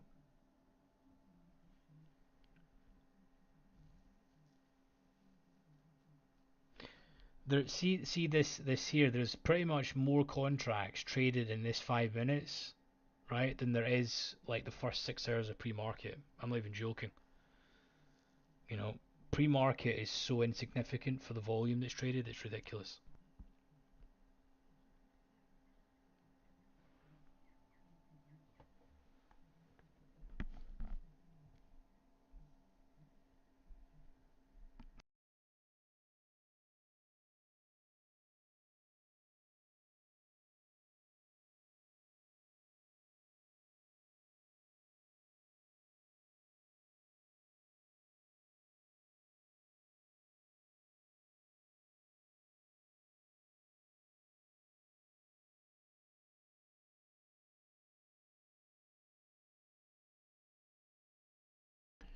No problem. If you guys can, if you've not yet subscribed, I think you guys have all subscribed, but if you've not, I would appreciate if you could. Let me know what videos you'd like to see, and I'll put some together. And I think what we can pretty much put this session down to, and it's probably the number one thing in trading that you need to take into account, is the actual day that you're in and the order flow. You know, it almost would make sense to not even bother trading when the VIX is this low because you're just not getting any order flow, especially in the PM session, right? You should be, the order flow should be clean. You need to be getting 10, 15 ticks because all that happens when the order flow is like this is you're getting in a position, you're taking 3, 4 ticks of heat sometimes. The market's going 4, 5 ticks. You know, it's just not ideal, to be honest with you. So you need to be waiting till the conditions are better, and when it makes more sense, you know, to be taking positions. But it's hard to judge that, to be honest with you. You know, that's the thing. You know, I've been doing this for years, and you're never going to win every day. The one thing that I've learned is when I started is if you don't accept those losses and you continue to add on to them, you are screwed. It is night night. You know, you've then taken your risk of ruin to that day. You know, if you take your licks that you're meant to, you will always be there tomorrow, and you never know tomorrow how clean the flow is going to be.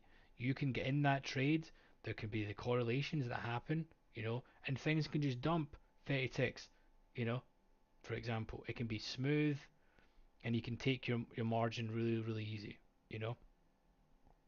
So always make sure you're there tomorrow. Try not to let a loss go off the page, you know, is the main thing I would say. You know, if you're losing a couple hundred quid a day, you know, even if it's your own personal account or you're on some sort of prop account, a few hundred quid a day, you know, which is the guts of, you know, you could probably have 30 ticks on a yes, you know. And to be honest with you, I won this in this the AM session. I had a couple of good trades.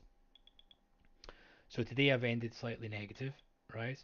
However, I've taken 3 trades there, and I think my total loss I think was just over 20 ticks, you know, which is not a lot. You know, it's a couple $100, right? Um, so you've got plenty of room. You don't need to then say, shit, I've just lost X amount of times and taken a couple of scratches. Let me continually pound at the drum, you know, and turn a managed loss and a paper cut into a severed head. You know, it's the worst thing you can do because tomorrow you can go in and you can put a 700, 800 bucks day. But if you don't have an account tomorrow, you know, and you're in this, you end up beating yourself up about it. Shit happens, you know. You're not gonna win every day. Every flow is not gonna happen. I can tell you that if you go and speak to any other trader, anyone that is a mean reversion trader got screwed in this setup. There's no action, and then anyone that's just a perma bull, maybe they bought up, and even as well the order flow. To be honest with you, for this breakout, if we run through it, right, the order flow here was not even, it was just a gradual rise. There was no sudden pump up to get it. And typically when the market is like that, you know, normally we just see a fade, take some orders, and then we'll reverse back. We had absolutely no pullbacks whatsoever. You know, and actually we didn't start getting involved till up here, you know.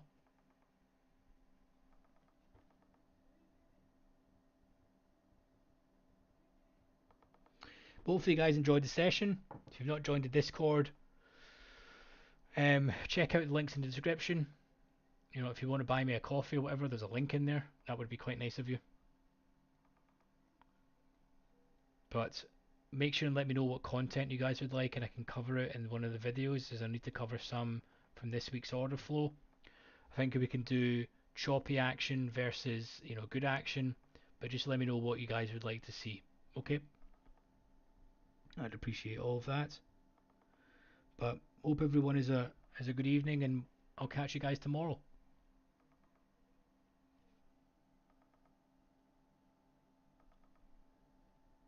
Peace, guys.